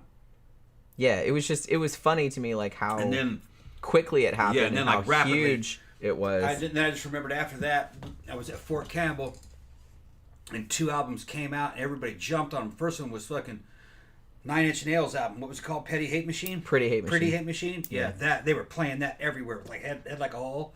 Yeah. And then they were playing. That's also a good album. They were playing that first Alice in Chains album, and I liked that first Alice in Chains album. It's just that it got so overplayed. Yeah, you kind of get sick of it. Well, that's the thing. Like, you know, since you brought up 9 Inch Nails, which was another album that my friend Dave taped for me because I couldn't afford to buy it. I saw 9 Inch Nails in 1990 opening for Peter Murphy in St. Petersburg, and that was just right after Deep had come out, the Peter Murphy album. That was a good album. And it was kind of hilarious because Pretty Hate Machine had just come out, and 9 Inch Nails were the opening band. Yeah. And all of these goth people sat there looking at 9 Inch Nails like... What the fuck is that? Eh. The thing is, though, is that when... I had heard the album because somebody gave it to me, but it's just kind of like, everybody was just like, eh. When 9 Inch Nails came out, I liked it, but I recognized it for what it was. A rip-off, a Skinny Puppy rip-off. Well, that's what I thought, too. And I think that's what all the goths thought, too. They were just like, why are we ripping on Skinny Puppy? They took Skinny Puppy and they were like real snotty about it. Yeah, they took Skinny Puppy and they went almost AC/DC with it. It's just real basic rock. I do like 9 Inch Nails, but... You know, although 9 Inch Nails is okay, you know. Yeah. Then they started to get a little more artistic and shit. But the thing is that... And then you Alice in Chains. But then you had the grunge thing started to go mainstream. Then it started to get suck the way mainstream used to suck. Yeah. And then you have that's why, and I knew that was going to happen. Yeah, Squirrel Jam. So I was like, oh, well, that's the end of that. Yeah. All the good music is over. Suck. It got soft as fuck. And then it started to go to the female market. The same thing it was the way metal went, where we went Poison and fucking Bon Jovi, right? Well, grunge started to do that. The Squirrel Jam and Soundgarden and all. This is, fucking. They were trying to sell shit to girls, if you ask me. Girls bought. Well, I mean, we are like half the demographic, so they just want to sell albums. They don't really it's give just a thing. softer version of it. It is, yeah. But to me, I'm like, you know what? That sounds like country, to me. To me, it sounded like. Remember country rock? Oh yeah, that was another big thing in the fucking 90s. I was thinking like it's probably still big nowadays. I wouldn't. I was like, that sounds like country rock to me. I don't remember if they called that's it. That's kind of well. See, that's why, and I think that's kind of why a lot of people that have been into alternative music for a long time, like when Nirvana got really big, a lot of them were like, me. And I think like even the bands, because I remember Kurt Cobain saying this. I remember Thurston Moore from Sonic Youth saying it's like, we don't want it like a bunch of jocks and people that used to beat our asses like listen to our fucking music. Like, stop it. Yeah. Well, it wasn't called country rock. It's called southern rock. Yeah. Oh, yeah. Yes. The other bands, the fucking the super mainstream grunge bands to me kind of sound like southern rock to me. Just did. I don't know why. They do kind of. It just reminded me of that. They do kind of. Might as well just be like Molly Hatchet. Or some shit. And they're like one of the best fucking southern rock bands that I liked. Weren't even from the South. It was fucking, they were from Scotland. Fucking Nazareth. Yeah, they're just pretty. Nazareth is fucking extremely popular in the fucking southern rock segment in the United States. And it's fucking from Scotland. But they could fake it. They faked it. They did very sounded well. southern.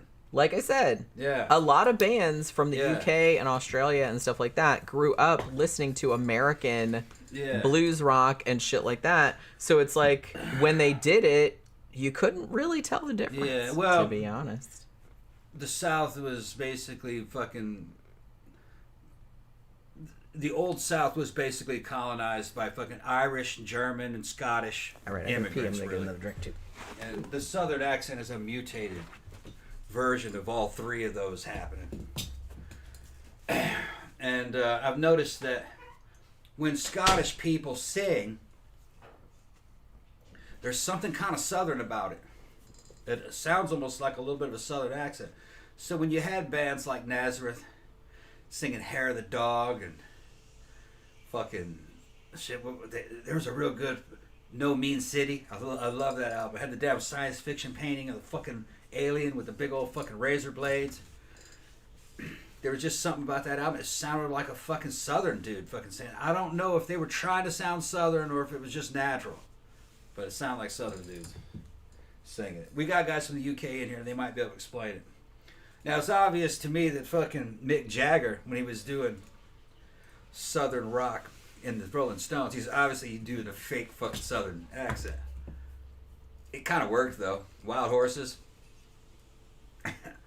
Wild Horses, his fucking drawl is like fucking a little bit too long and it's kind of fucked up, but yeah. You would hear that song played in country western bars. I go to the Oasis, that fucking biker bar, they play all that country there, and they'll fucking play Wild Horses. And some of the other fucking Southern sounding fucking Rolling Stones songs. They were a great band, but I kind of mostly prefer fucking their darker shit, like fucking Satisfaction and Painted Black. They're more kind of like goth rock sounding shit, which they did. They had that. A lot of people don't realize the Sisters of Mercy was actually trying to copy the fucking Rolling Stones. So let's see what Seth says that Nine Inch Nails' Closer is still a sexy song, even though it's played out. Yeah. And then they fucking, what's his name? Johnny Cash did a Nine Inch Nails cover. I think it was called Hurt. It's pretty good too, man. Yeah, and it's not just the UK Johnny doing. Cash did a great cover of Nick Cave's "The Mercy Seat." Also. Yeah, that's what I was gonna say. It's not just England ripping off the fucking Southern accent. It was Australia too with Nick Cave. Yeah, he Yeah. loved that shit. Yeah, he loved that shit. Yeah.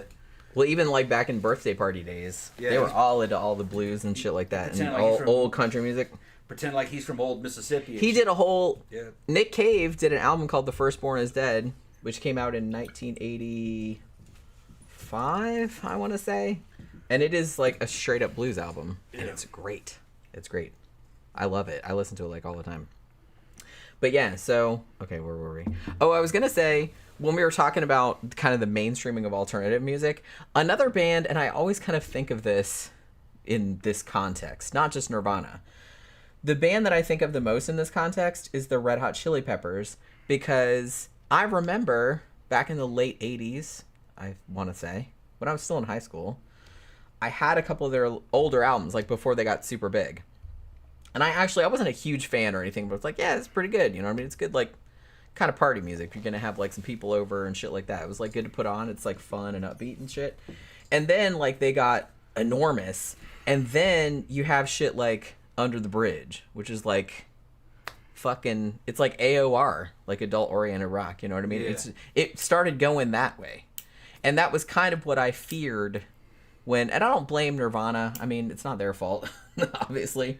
They just pointed the direction towards the way the sound was supposed to go. Yeah. And then the industry started to cultivate Yeah, that. anytime that Yeah. anything gets really, and this is why, like, punk rock people have are distrustful of anybody selling out, is because they know that that's what's going to happen. Like, you're going to get sucky. Right. And it's not just because we're hipsters and it's like we don't want everybody listening to it. Well, it is a little bit of that. But it's just kind of like you start to suck afterward. Yeah. Although, look, a lot of the shit that punk rockers fucking were griping about, they got those gripes from John Lydon. And I love John Lydon, man. I thought he was a great guy, very interesting life story. He's a little crazy. He talks about himself a little bit too much. He is a little crazy, yeah. He thinks he's the more important than what he is. He's kind of Yeah. living in the past. Yeah, he's very arrogant. He's very arrogant. He's always been like that. But That's he's his funny whole persona. He's funny. He's an amusing guy. I think, and he's a good-natured guy. He's got a good heart. He's an American now, which that's fucking weird to think that, but he's an American citizen now. Kind of like how Morrissey moved here. Yeah. Morrissey's Although I think, American. well, Morrissey lived in LA for a long time, but then I think he fucked off to Italy. I don't know where he lives now. But it's because Morrissey seems like the Britishest dude that ever Britished. Yeah. But then the fact that he lived in LA just seemed so incongruous to me. He's writing about that though. He's writing fucking cool lyrics about I just LA. thought that was like so fucking funny. I know what he's talking about the fucking the lights reflecting off the reservoirs. You know, he's talking about fucking Southern California. Yeah. Probably talking about where my dad worked. Like I said, he lived there for a long Probably time. talking about where my dad worked at the water pollution control plant. Like he did eventually. Like I said, he lived in Italy for a while after that because he did an album. What the fuck was Ringleader of the Tormentors? I want to say. I think he wrote that when he was in Italy. So a lot of that stuff was like about him living. But a lot of that shit, what I was saying is a lot of the gripes that punk rocks had about selling out came from John Lydon. John Lydon said that he thought the Sex Pistols were fucking selling out. He just thought everybody sold out. He said it's becoming a fashion statement. But the thing is, though, is that if you analyze fucking what John Lydon was doing, especially when he got to Pill, he was selling out. Yeah. Public Image. But the thing is that I loved the Sex Pistols for what they were. But John's best work was with PIL. Oh, big time. Yeah, real good. I saw him live twice. And the thing about it, you can say that was selling out, but Public Image Limited were weird. Yeah. That was a weird fucking band. Yeah, Steve Vai. That was a weird fucking band. Steve Vai on guitar on one of the albums. Jaw Wobble. Billy Sheenan. Yeah, it's just kind of like that. Good dudes worked with him. Yeah. So he wasn't like trying to appeal to mainstream tastes. No. And he could write good lyrics. Really. And I saw New Order and Sugar Cubes open up for PIL. That's right. That was a big tour. I didn't get to go. I went saw it. I had the poster from it. Like, I found it somewhere, like, in a record store, and I was just like, oh, shit, because I wanted to go to that so bad. I love the fucking Sugar Cubes, Pine Knob Theater in Michigan. If you like Bjork and you're not old enough to remember, she used to be in a band called the Sugar Cubes, and they're fucking fantastic. Marilyn Rice Cub was with me. Get Life's Too Good. Marilyn Rice Cub, who was on the show 24, was with me. I was dating her at the time. She was my girlfriend. And you went to that show. Oh, you never told me that you went to that show with her. Yeah. Because that was a big fucking... Me, Steve, and Mary Lynn went to see that show. I remember that tour. Yeah. And I was so mad that I couldn't go. Yeah. Because fuck, man. New Order, PIL, and the Sugar Cubes. Yeah. I was like, that's fucking fantastic. Yeah, and Mary Lynn's friend, we called her Beaker. I forgot what her name was. We called her Beaker. She looked like the Muppet? What, she looked like that little Muppet. Like her the hair Muppet. was like that? Yeah, Beaker. I think her name was Ann, though. Can I be Bunsen Honeydew? Yeah. Actually, you look more like Bunsen Honeydew than I do. Yeah, Sespi says Courtney Love was inspired by Sid's Nancy. Yeah, Nancy Spungen. And the funny thing about it is that Kurt Cobain actually said, because here's the thing. There's some dispute over whether or when like Kurt and Courtney first met. But I'm going to go with Kurt's own words on this. He actually met her at a gig. I'll get into it in a little bit. And he said that exact thing. He said she looked like a little bit like Nancy Spungen. Yeah. He's like, he just looked like a punk rock chick. She was and better looking than there Nancy, were pictures for well, I mean, and Danny said, or somebody said earlier, I think Xanada said earlier that that they didn't think that Courtney Love was attractive. I disagree. Yeah, I thought she was hot. I actually thought she was quite hot. Yeah. Back in the day. Yeah. She looks a little weird nowadays because of all the plastic surgery. Yeah. But you had to be there in the day. Back in the day, maybe we have different standards. Because well, I liked her because I liked her personality. The way she was dressing was unique. That was new. Like I said, she was very loud and abrasive and obnoxious and stuff. But like I said, that was kind of... It was new and fresh. Well, and that was kind of what punk rock chicks were like. Yeah. You know what I mean? Yeah. They were kind of like that. Yeah. So it's like, that didn't really like turn me off or anything. It was kind of new and fresh compared to the other shit that was going on at the time. So we're like, okay, yeah. And like I said, now, like I said, she does run her mouth a lot when probably she shouldn't, and ends up getting sued because of that. Because of like, she always came off drunk or high at the time. Well, she was, yeah. Yeah. So but like I said, a lot of people were. People were not paying attention to what she was saying. Don't worry about it. It's not the way the '90s were. No, I'm just saying, even nowadays, I think she like kind of runs her mouth and probably says shit she shouldn't say. Yeah. And like causes beefs with people. Yeah. But that's just kind of, like I said, she's very abrasive. Yeah. And I get that. And some people don't like that. Like I said, I grew up in kind of a punk rock environment, so that doesn't bother me. But maybe, I don't know, maybe people don't like that. And I think people especially don't like it, and this is going to sound weird, but I think people especially don't like it when it's coming from a woman. Dudes are allowed to be like that, but women are not.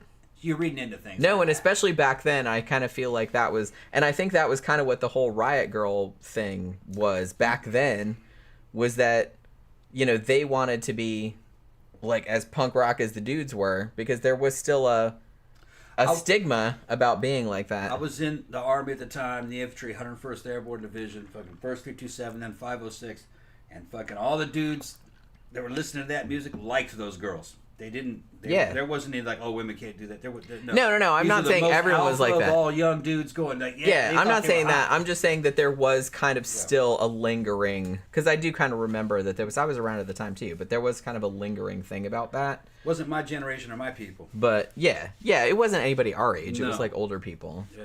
But yeah, I didn't mind any of that. You know, who was it? I actually kind of thought she was tame compared to me growing up in the '80s.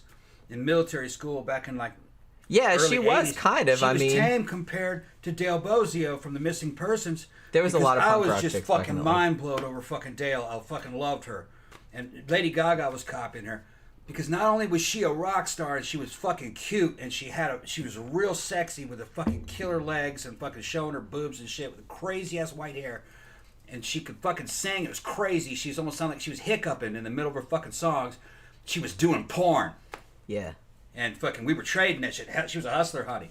We loved that chick, and she was a bad girl. Well, see, that's what I mean. Immediately, I was kind of early on, kind of like, yeah, okay, I like that. You know what I mean? Fucking, well, that's what I mean. I think that's why maybe people that grew up with that, like I grew up with that, like all of these early punk rock chicks, like from the late 70s, early 80s, were kind of like that, or even grosser.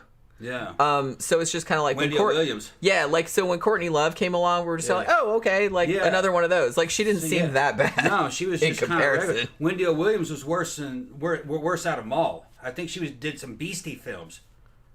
With the Great Danes. I mean, I heard that. I don't know if that's true or not. No, I'm pretty sure that happened. I mean, I've never seen them, but I'm just saying. Well, there was another girl named Lisa Sugdog, and fucking then there was that other. Who was that fucking punk rock chick who fucking was make the video albums? I can't remember what her name is. And she's fucking on her video albums. She's gang banging, blowing dudes, and then fucking making it all artistic and shit. You're not talking about Annie Sprinkle, are you? No. Oh, okay. Fucking if you tell me her name, I'll remember her. I'll probably remember it like 15 minutes. Yeah, from now. She was kind of just an underground chick from the fucking 80s. Yeah, they did some fucked up shit back then. To be honest, like in the late 70s and early 80s, I would argue that it was a lot more ballsy back then because that was way not accepted. Yeah. Like in the 90s, it was still kind of not accepted, but it was still, you could still get on MTV with that shit. Like back in the late 70s, early 80s, absolutely not. No. You could not get away with that. No, but even in the early 80s, mid 80s, I knew what was going on. You know, who was who and the bad girls and fucking rock and roll shit. Knew who Wendy Williams was. The Plasmatics, fucking. She was hot. She was doing porn too. Had a kind of a fucked. She ended to do all the female prison movies. That's right. All the B movies. I did see a bunch of those. Yeah. I love all that shit though. I loved all that shit. Yeah. I loved all that shit. Poor her. She died broke, killed herself, I think. Yeah. Well, that's another thing is that a lot of those people did end up. She had a killer body. Coming to a bad end. Real rough looking face, had a killer body. Yeah. Yeah, well, you know. Could sing too. I like the Plasmatics. I did as well. She had a real rough voice. I did as well. She had a really good fucking music video where she rides on a bus that has a bomb on it. She's on the fucking roof. She jumps into a fucking bulldozer and bulldozes a house down. And she's really doing it. Remember that video? What was that called? God, what? Yeah. Oh, man, it's been so long since I've seen that. She's doing stunts through it. Yeah. And she's running around in basically a fucking leather bikini. A thong bikini with fucking killer boots on and shit with a mohawk. And fucking big fucking gauntlet gloves and climbs out the back of a fucking bus and climbs across the roof. I got a clock ticking. I was so jealous of girls back then that had like big, huge mohawks. Yeah. I could probably do it now because my head's shaved underneath here. Yeah. But it's like, how long would that take to stick all this fucking hair up? My hair weighs a ton. I know y'all know who that name of that song Wendy Williams did. That was fucking great. Like I said, that's another thing I'll probably think of in like a fucking 15 minutes from now. Xanada said, Tom said he didn't like the heroin look, but Courtney Love invented the heroin look. Who just didn't like the heroin look? Xanada. Well, you said you didn't like it, like, you know, the heroin chic of the models from the 90s. Oh, that was the models, yeah. Courtney Love, to me, did not. She wasn't as skinny as those models. Those models looked like they had eating disorders. Yeah. Courtney Love, she always just looked, she was thin, but she always looked regular. Yeah, she like looked if you regular. saw her, like some pictures I saw of her, and like when I saw her on video and stuff, she had like a little bit of a pooch, like right there and stuff, and she just kind of looked like a regular girl. You know what I mean? She was just a regular chick you'd meet at the club that was fucking dressed hot that you'd hit. She wasn't a supermodel or anything like that. Yeah. She wasn't a pretty girl or anything. Just she was a cool girl. Yeah, and like I said, she was kind of. I mean, there was a reason that she got famous. You know what I mean? She was very charismatic. I'm talking like she's dead or something. She's not.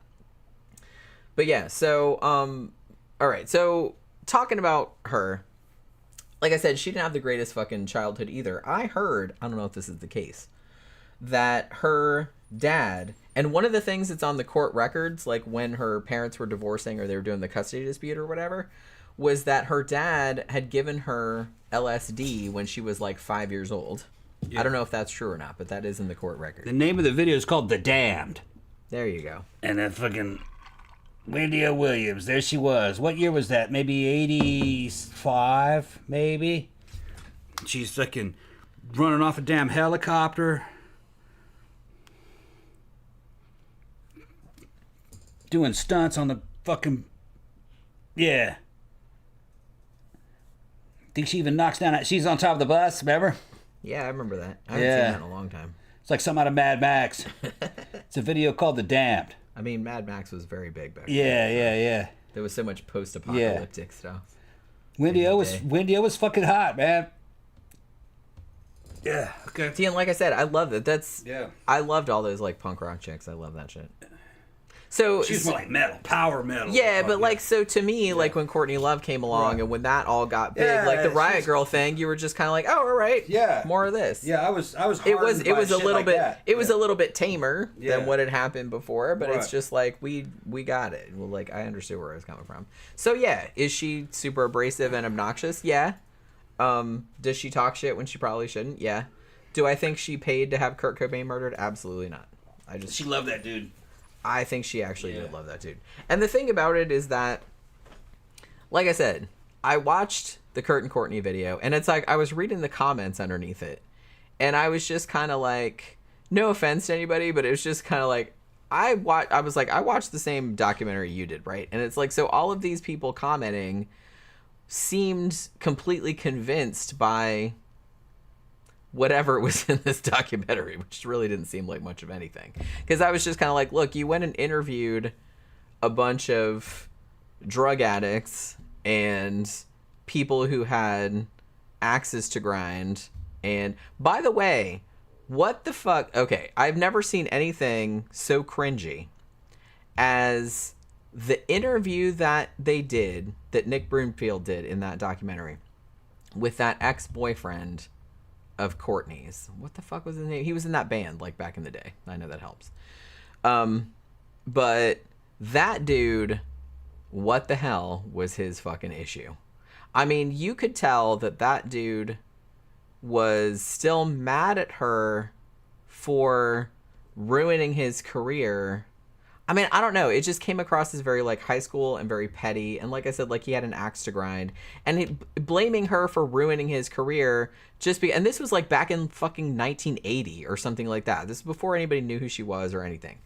He said that she got on his case about, you're wearing the wrong clothes. You should wear this stuff that, the people in the Liverpool scene are wearing or whatever.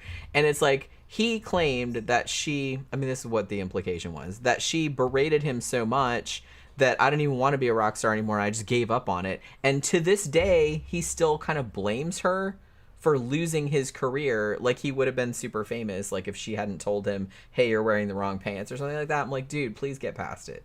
And he was accusing her of being this big drama queen, but then he was being like super, super over the top and dramatic. I'm like, are you fucking serious right now? It just, I don't know. It seemed like everybody that got interviewed in that, I didn't find them very credible, is all I'm saying. They just didn't seem very credible to me at all. And the thing about it, like I said, we'll get into it later. We'll when I talk about the fucking conspiracy theories and stuff, because all of them honestly just kind of seem like a fucking stretch. It happens anytime. We did a show about Jimi Hendrix and Jim Morrison and stuff like that. Anytime somebody that famous, that iconic dies, especially if it's in a stupid way, you know what I mean? Oh, they OD'd or they choked on a sandwich or something like that.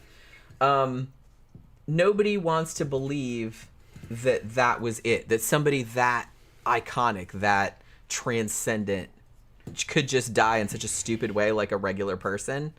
But spoiler alert, that does happen. So they always have to come up with these like elaborate theories about it, and it's just kind of like most of the time it's just not. It's just they're just a person. These people were products of their time. The media was very different back then. It was physical media, tape, record, CD, and radio. So there was a limited amount of slots to become famous. Nowadays, you got a shit ton of dudes that can just post videos on YouTube, and they're good. Fucking, there's some bands out there that fucking would have been great back in the day. It's just that now they're not going to get any traction, Well, there's so many. You're right. Well, those dudes on YouTube making all that great music, a lot of those guys are dying. All right? Just that you don't see it because they're not famous. Right. If those guys had been channeled for you by the industry to just show you one of them, when he dies, you remember it. Yeah. Because you're like, whoa. But really, guys like Kurt, even Jimi Hendrix, they were great dudes, but there were other dudes that were kind of doing that shit too that never really got anywhere. Yeah. Because it's not just talent, sadly. Right. It's also there's lots of talented money. People. If you had internet back in the 60s when Jimi Hendrix was around so that everybody could see what everybody else was doing and influence one another, there'd have been 50 Jimi Hendrixes. Been a shit ton of them. But there wouldn't have been Jimi Hendrix there would have because been Jimi Hendrix, right. There'd be 50 of those dudes. Way. And they probably would have never got famous. Like I 50 said, of them. that's why the internet is kind of a double-edged sword. Yeah. Because it's like now you see it's like, holy shit, there's all these like fucking amazingly talented people out there, musicians, artists. Like there's all these people every day. I see people on social media and stuff going, holy shit, like that person's amazing. But it's just kind of like now there's so many that none of them stand out. What's because that band so I listened many. to? It's called, did Heaven's Servant. I met him. Heaven's Servant. What was the name of that fucking band? Shit, I'll look it up. But that band is a fucking great band like it was from the 80s. Corgan. With a K. Kurine. And they're a little bitty band. But they don't sound like a little two band. Dudes. Just two dudes. Two dudes with a computer. They could sing. They made good little 2-bit videos and good albums. And they're real good live. They sound exactly like they sound exactly like they do on YouTube. And that band, if it had appeared in 81, would have been as big as Duran Duran. Probably. Yeah. But like I said, now there's like a lot of But bands now there's a like lot that. of those guys. Check out Corgan. Yeah, we saw them. Well, we had heard them on New Retro Wave, like the channel. Yeah. And then we saw them at Absolution, which is like a big goth festival they have every year in October in Tampa. Jen does the graphics for it. Yeah. Like I do all the posters and stuff. Yeah. But yeah, they do it it's usually like the first weekend in October. Yeah. In Tampa. And I heard fucking Heaven's Servant being played and looked up and that's those dudes. And went and met them. Yeah. Fucking yeah. They're super nice too. They're real nice guys. Dudes. But yeah, so and that's the thing. It's just kind of like back then. I'm not saying it was easier to get discovered because there's like a million bands out there that never made it. But now you can see everybody, but now it's just like there's an embarrassment of riches. You know what I mean? It's just kind of like there's so much good shit out there that nobody can stand out from anybody else. It's much harder.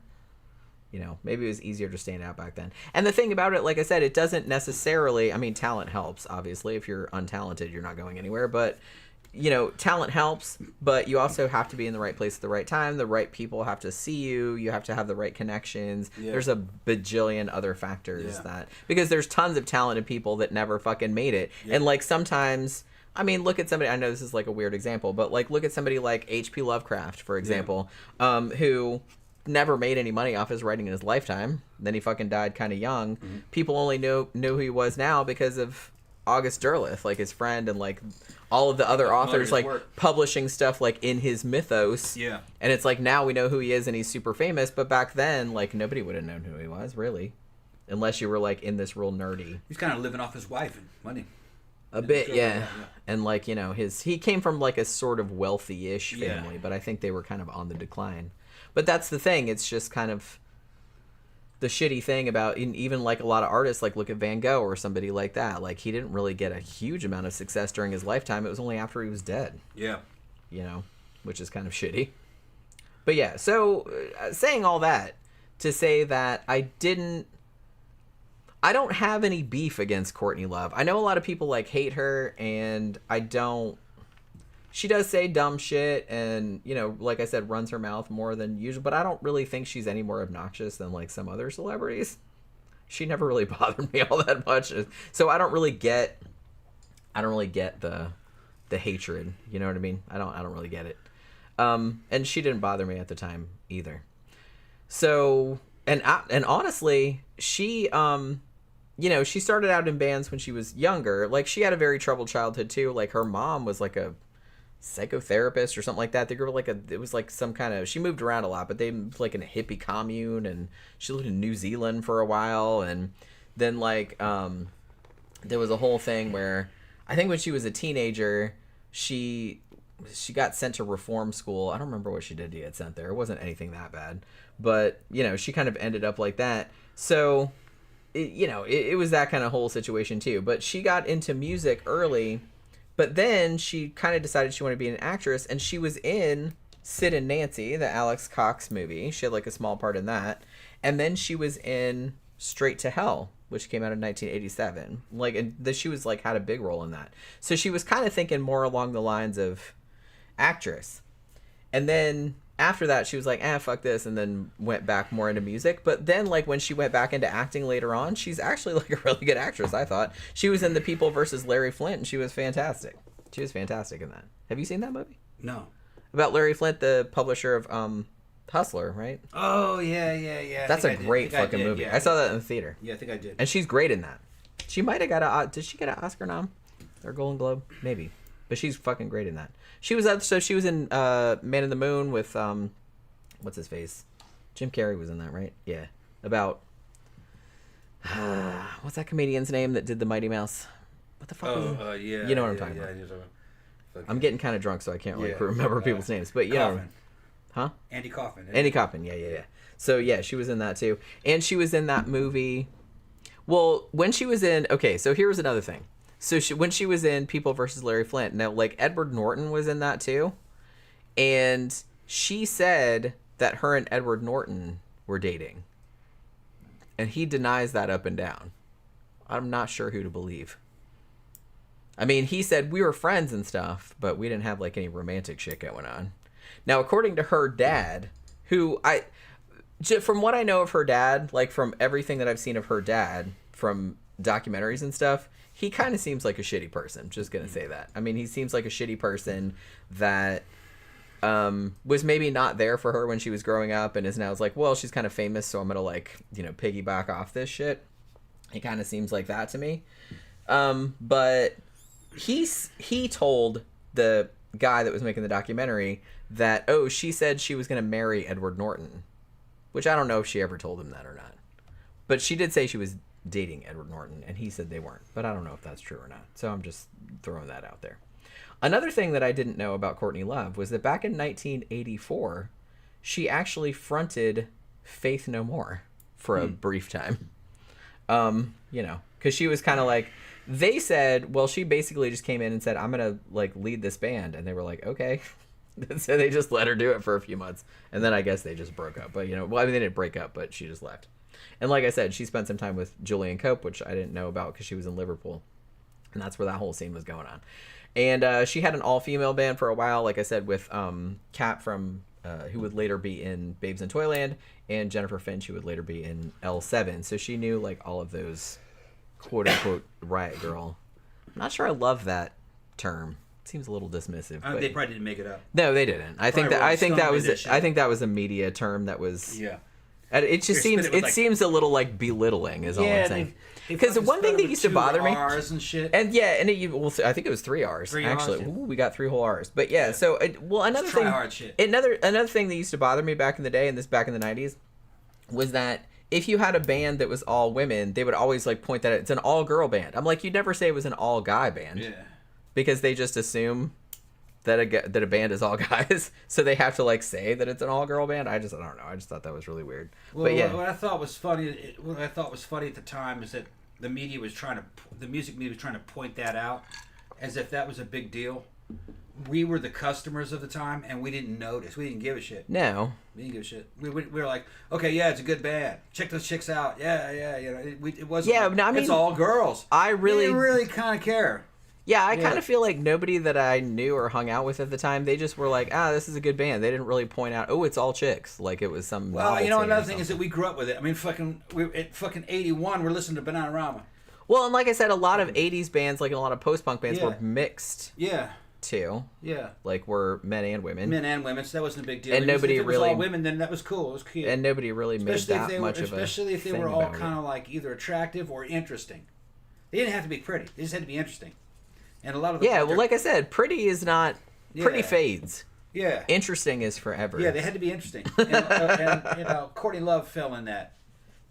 And she's definitely an interesting person. Babes in Toyland was more interesting. Yeah. You know. Switchblade Symphony later on in the 90s, which is the goth version. They're not really pretty. They're cute, but they're more interesting. Yeah. The way they looked. They were interesting and they had a cool look to them. Cool look. And that goes a long way. Sounded really cool. That goes a long way. Yeah, Switchblade Symphony just sounded real goth for the time. And danceable. And then it became trip hop, which I liked that. I thought that was goth going in a hip hop direction, but for dance floor. I thought it was really good. Because you remember they're hearing scratching. They're doing scratching in the back and all kinds of shit. I didn't love that, I have to say. I liked it.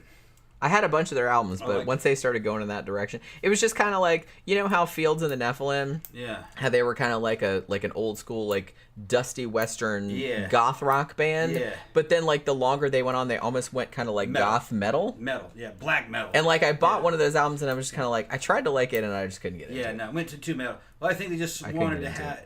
The goth scene started to disappear for them, the goth rock scene. So they had to have some venues to play. They should have just hung in there, man. It's like back now. It would have, it's back. They can come back. So they could come back like with the old school sound, and people would fucking eat that shit up. So Fields of the Nephilim kind of became like a weird goth black metal. Yeah, because man, all the 20-year-olds that we know in the scene now are like all into like old shit. Yeah. Like old goth rock shit. Yeah. Old death rock. They love that shit. The younger they are, the more older the shit they like. And they look the part, man. They all look like old death rockers. They look like something from fucking like from 86, 85. Yeah. They all look like they were like were in Specimen or something. Yeah. They all look like that. Or it's Susie. Yeah, it's great. High-end Susie and the Banshees. It's great. Yeah. Well, because I kind of feel like the goth scene for a long time went into, like, especially in the 90s and 2000s, went in a way more, like, industrial EDM kind of direction, which I didn't love, have to say. Well, the goth death rock looks coming back to our scene thanks to Instagram. All those girls have Instagram. They all share each other. They share their outfits on Instagram, and some of those girls just fucking nail it. And the ones that come to the top, that's that 80s look, 80s and 90s look we were trying to get. But you couldn't buy those clothes back then. Yeah. You had to make them. We couldn't afford it back then. Well, you didn't have them. You can only imagine them, and you were just seeing what people were making out of torn up stuff. Yeah. Now you can buy it if you know what to look for. But it's better. It's so much easier just to buy it. And they got good designers, man. You can go on Shein and fucking Temu and find good goth clothes. Well, yeah, because all fucking things, you can go to Temu and find fucking because people our age that grew up with the shit and was like, why couldn't I buy clothes like this when I was younger? Now they're fashion designers. Yeah, they're making clothes. Yep. That's how that works out. Yeah, and if you can go on Shein or fucking Temu, those apps, and find fucking, and they're cheap. The shit that would have been $100, you can get it for 20. Now it's just amazing because they would rob us blind. Well, yeah, I remember the first time I bought a real corset, it was like $350. Because it was like handmade. They would just rob you blind. Yeah. I mean, it was custom made, but still. Right. But yeah, so another thing I'm not sure if you're aware, but you remember the Ramones video for "I Want to Be Sedated"? Yeah. Courtney Love was in that. I didn't realize that. Yeah, she was like, I think she had a wedding dress on or something like that. But yeah, so so there was that, and I saw a part of an Andy Warhol TV special that was on MTV from 1987, and she was on that too. And actually, like Debbie Harry like introduced her, so she was famous, at least in underground circles, like before all of this happened. You know what I mean? Like, she was kind of well known in the area. So she formed Hole in 1989 with the guitarist whose name was Eric Erlandson. And they had, you know, one album that came out earlier, but I think the one that got real big was Live Through This, obviously, which was 1994, which is actually a great album. I used to listen to that all the time back in the old days. And like I said, she actually did go on to like do some acting later on. I really liked her in The People versus Larry Flint, which I had totally forgotten was Milos Forman, which is the same guy that directed Amadeus, which is one of my favorite movies of all time. But yeah, she was and she was in a bunch of other movies, like I said, Man in the Moon and shit like that. And then she started putting out solo shit. I don't really know like what she's been up to lately. Like I know she's been on some TV shows and everything like that. So, okay, so let's talk about, because it's Valentine's Day, we'll talk about the whole relationship between the two of them. So as I said, just as anybody that's this famous and this iconic, you're going to get 40 bajillion people being like, no, it was this way and no, it was that way. So we can't really know. We weren't there, so we don't really know what was happening. So there are a bunch of different accounts of when they first met each other, right? Now, the guy, Michael Azerrad, who wrote an authorized biography of Nirvana back in 1993. And he said that they met in January of 1989 at a gig in Portland, which was the band the Dharma Bums, who I vaguely remember them. I wasn't a fan, but I vaguely remember some of their songs. And Nirvana was like the opening band. Now, the more popular theory, though, or story, is that they met at this nightclub. I think it was the same nightclub that this band was playing at, but it was called the Satyricon. And Nirvana was playing there in 1990.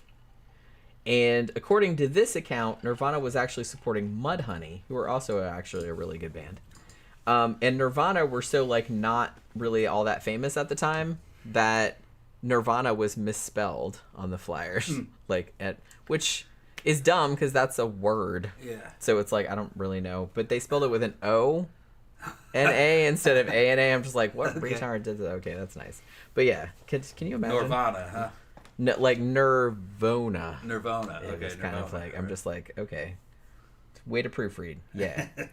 So, because this was like several months before Bleach had come out. So they were kind of known locally, but not really. What? I wanted to mention that Deborah Harry, you were talking about Deborah Harry earlier? Mm-hmm. She is now 80, and she looks fantastic. Did you know that? I've seen her in the last couple of years, but yeah. She looks great, yeah. Man, I love Debbie. Debbie Harry. She's 80, you know what I mean? She's like, she was one of those people. She always like made me so mad because, well, not mad, but like envious. Because Debbie Harry was always one of those people that was just so... She always seemed so effortlessly cool. Very cool, yeah. And, like, she wasn't trying. No. You can't try to be cool. No, cool. You just are cool. Cool and interesting. If you have to try, you're not cool. Yeah, yeah, not my type physically, but I thought she was very attractive. She had a really... She's very sexy. Yeah. She's really sexy. Great face. She has a beautiful, beautiful face. Yeah. Especially, you know, fucking when she was in her 20s and 30s, she just had her work with H.R. Giger, some of the photography that they did, she looks fucking great with the black hair and everything. Looks really good. But nice cheekbones. A Florida girl, by the way. Yeah. Grew up in New York, but was adopted from Florida to a family up there. Yeah. Florida, but yeah, she was just one of those people that always just seemed so just effortlessly cool to me. Yeah, very cool. Like, she didn't have to try. She was just cool. She was just, like, cool from birth. Good with fashion. Just one of those kind of people. Yeah. So yeah, the misspelling of the name, that was, like, really funny. So apparently at this particular show in early 1990, Courtney was at this gig because she was kind of in the scene at the time. And there are apparently pictures of her in the audience of this show. Now, Kurt Cobain later said in one of his interviews or like biographies or whatever that he had met her in Portland at this show. And he said, I met her a long time ago in Portland when we were playing the show, but it was just like a brief encounter. I gave her a sticker and we were talking a little bit. I thought she was like Nancy Spungen or something, he said, specifically. I don't know, she just looked like her. It's 'cause of the hair. Or she looked like a classic punk rock chick, you know. Yeah. He said, I did feel kind of attracted to her, probably wanted to fuck her that night, but she left. That's what he says. So, according to his account, it was early 1990, and he just saw her at a show. Now, in September of 1990, Dave Grohl, as I mentioned earlier, became Nirvana's drummer, and somebody mentioned earlier that he later formed the Foo Fighters. Yes, he did. I never really got into the Foo Fighters, though. I liked Nirvana quite a bit. You know, I had Bleach, I had Nevermind, I had, what was the one after that? In Utero? I had that one too. And they were all good albums, but I never really got into Foo Fighters. It wasn't really my thing. A little too, I sound like such a hipster. A little too mainstream. A little too main. It's a good band, but it's just wasn't really my thing. But so yeah. So Dave Grohl moves to Olympia, Washington, and lives in an apartment that Cobain was renting. And apparently this kind of thing happened too. So Courtney Love had been in a band back in the old days with Jennifer Finch, who would later be in L7. Now, Dave Grohl, I think at this time was also dating Jennifer Finch, because she was like the bass player of L7. So I guess like she knew Dave Grohl first because she knew Jennifer Finch, Courtney Love I'm talking about now. So it was like a mutual friendship kind of thing. Now, so Courtney, like, so they got like reintroduced or whatever. And at this point, 1991 comes out, like Hole put their third single out on Sub Pop, and then they kind of got, I feel like Hole and maybe Nirvana, when their albums came out, I feel like they got more attention in the UK, because I saw, like, I was watching a documentary and there was like all this British press and they were all about this shit, right? Like about Nirvana and Hole. And I feel like that was kind of a few months before they really broke big in the US, which I thought was kind of interesting. Because they were like all, this is like, ooh, this is the next big thing and shit like that. So I think they called it like way before the US, but way before they started selling a lot of records over here. So yeah, so because they had like British journalists and photographers and just like flying out to LA, like into Seattle, like to take pictures of them and stuff like that. Now at this point, and I didn't know this either, but at this point, Courtney Love was actually dating Billy Corgan, kind of like from Smashing Pumpkins. Liked him, yeah. I don't know. He always came across as kind of douchey to me, but I don't know. I liked him, and I liked Smashing Pumpkins. And he was really good when it came to directing video, or telling them what they wanted for videos and choosing. I liked Smashing Pumpkins videos, and I thought the music was good. I liked the first album that I heard of Smashing Pumpkins was Gish. That song Shiva. That was the first song I heard of theirs. And I really liked that. I was like, wow, that's some good shit. But then, like, later on, I think I kind of lost interest. Like, because like I said, it's mainstream music. Yeah, it wasn't really my thing. It's not really our thing, but for mainstream, really I thought he was great. Yeah. I thought he was good, yeah. So yeah.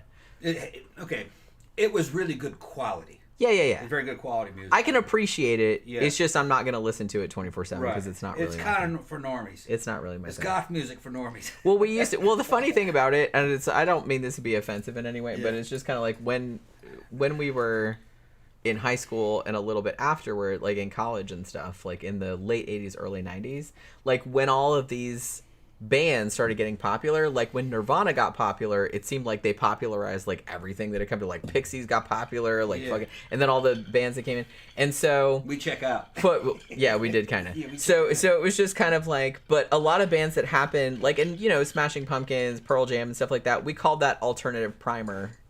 Yeah, that's what we called it, alternative primer, because that's kind of like what the normie people were listening to. Yeah. Like, and we thought it was just a primer, basic entry shit. Yeah. That's what we called it back then. Although like I must say, I don't give a fuck. The Pixies are great. I didn't give a shit. Well, and they only got popular because the Pixies have been around for a long time. They only got popular in the wake of Nirvana. Right. But I was into the Pixies before Nirvana. Very weird, very hard, but also odd. Almost kind of like a Talking Heads type vibe, but a lot harder. They always kind of, there was something about them. You know how odd that Talking Heads were. They were burning everything. He's another genius. But that's mainstream music though. There was something kind of odd about Pixies, kind of almost like something out of fucking the Talking Heads. You could tell it was subversive, but didn't quite understand it. You know what I mean? You didn't know what they were talking about. Yeah. Whatever it was, it was like something, maybe inside jokes or something. Yeah, yeah.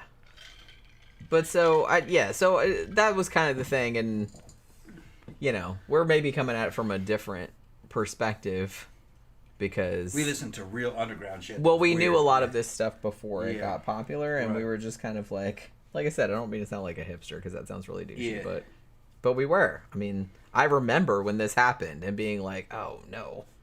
Like having that kind of reaction. The problem with a lot of the underground type goth music that we listened to that wasn't mainstream is that they had spotty quality control. You might have an okay band that had 4 or 5 really good songs, maybe only 2 good albums, but half of that album was just It was shit like that. You had to pick through goth music.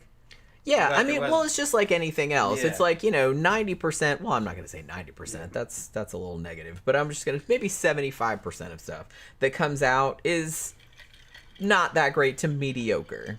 Yeah. You know what I mean? There's only going to be like 25% of stuff that's like really, really good. So like The Shroud. The Shroud had really good songs, but half of it was mediocre. But the shit that was hitting. Yeah, I like The Shroud. Yeah. But I mean, that one album was like really the best one. That one that we were listening to. Well, we weren't listening to the whole album, but we were listening to some songs off it earlier, like in the car on the way to the restaurant.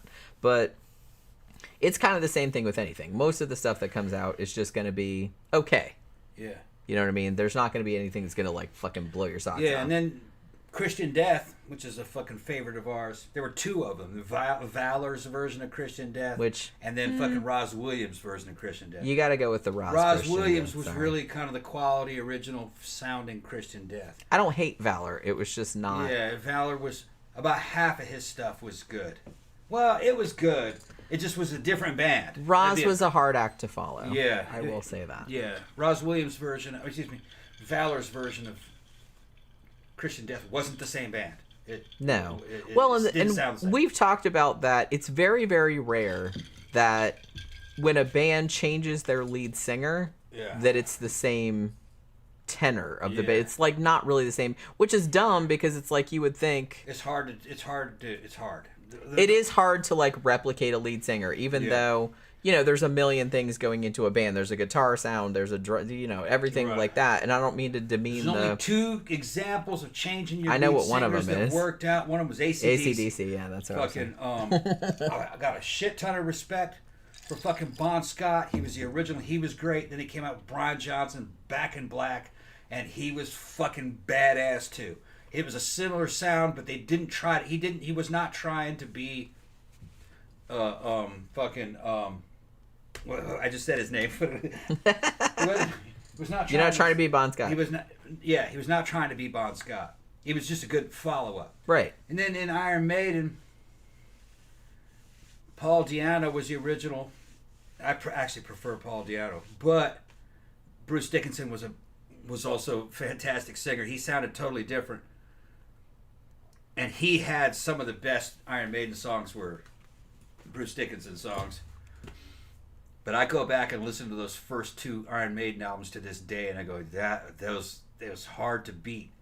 Elements of fucking Paul Di'Anno, the way he sounded. It was a different band. Well, like I said, it's just that in rock music particularly, there's a million factors going into it, and I'm not, denigrating the contributions of the guitar player, the bassist, the synthesizer player if they have that, or the drummer or whatever. But it's just kind of like a band.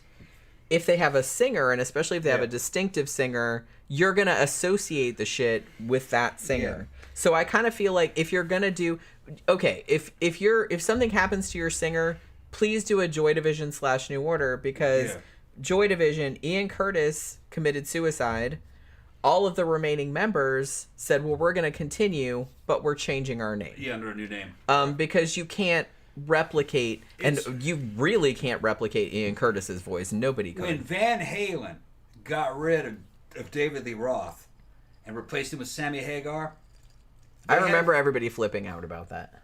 It was not the same band. Now, I wasn't a Van Halen fan, but I remember a lot of friends that I had. Van Hagar was good. All right, they had some huge hits. Okay, we're gonna disagree about that. Oh no, they had some huge hits. Oh, they did, but it's not like I didn't like it as much. I didn't like it. I thought it was very commercial. I didn't mind the early Van Halen But with David Lee Roth. I think I heard that they made more money in that configuration than they ever did. Interesting. Yeah.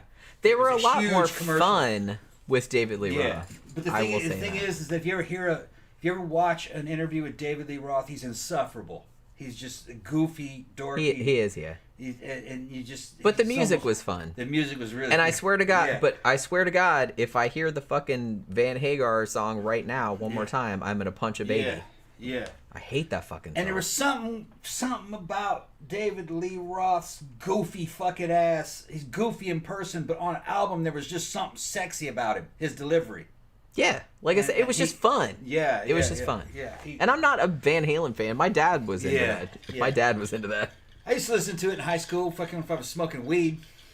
Because I remember that the album that came out in 1984 was fucking huge. My dad had it and he used to play Van it in the car Halen all the 1 time. and 2 and fucking. But by that point, I Women was and like, Children First and Fair can Warning, we please just listen to the psychedelic first? Diver stuff? Down, all those albums, fucking 1984. Yeah, was that's pretty good. the album he used to play all the time. And then I liked fucking David Lee Roth's solo shit, you know, like Just a Gigolo and California Girls. But Those were fun. But it was just kind of like upbeat, kind of lighthearted. Yeah, they were just, you'd see it, but you'd be like, this is amusing. You know what I mean? I could have never imagined. I'm not going to buy it or Could anything. have never imagined that fucking 10 years later that motherfucker would be a paramedic just working for a living.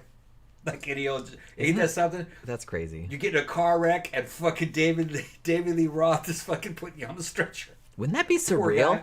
Yeah. That would be so surreal. Yeah. You're David Lee Roth. Yeah. Are you I'm just a paramedic gigolo? now. No, I'm a paramedic. I'm not a gigolo. Yeah. But yeah, holy shit, that would be so weird. That sounds like some weird shit that would happen He to me. snorted up all his money. All those dudes are fucking. That's what that fucking kills me, man. Like Yeah. all those people that made all that fucking money in the They 80s. just snorted it up. And it's like then 10 years later they're like working regular ass. I'm like, what the fuck did you do? You had like $40 bajillion. You should have been set for Yeah. life. Well, went all up their nose. That's what happens when you blow it all on, coke and hookers. That's your own fault. Yeah. That's your own fault. They had all the money. They could have just retired. Yeah. They could have done like smart people like David Bowie and like invested in real estate or art or something like that and like had Yeah. $1 bajillion when he died. But no. SideQuest is kind of like saying You could buy some drugs if you want, but like keep it under control. Don't buy all the drugs. SideQuest said that fucking even what was that band? What are Linkin you? Park changed Oh. their lead singer, and it's like that's not the same band. Fucking Yeah, it's just not. I kind of feel like, well, just from my own shit that I like, I kind of feel like Echo and the Bunnymen for a little while, Ian McCulloch left to do a solo career, and his solo shit was like actually pretty good. I have like the albums, but for a while they got a different singer, and I'm just like, what the fuck are you even doing?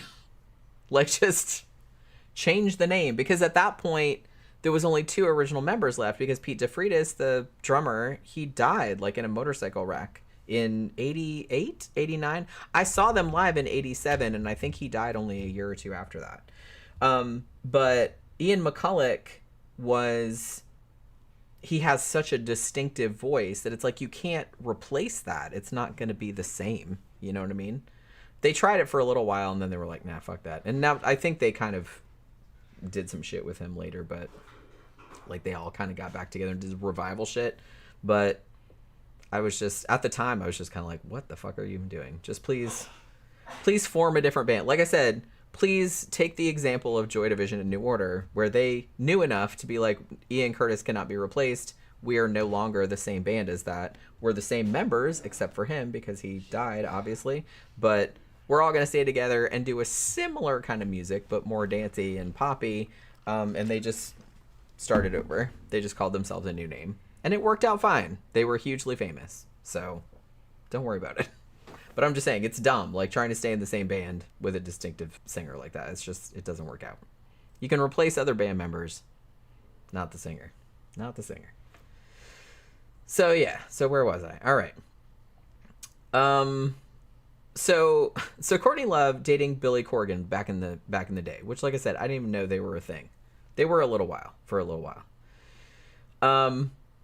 So the thing about it, and Billy Corgan himself admitted this later on, that he actually met Courtney Love because he saw a picture of her and became infatuated with her. I gotta meet that chick.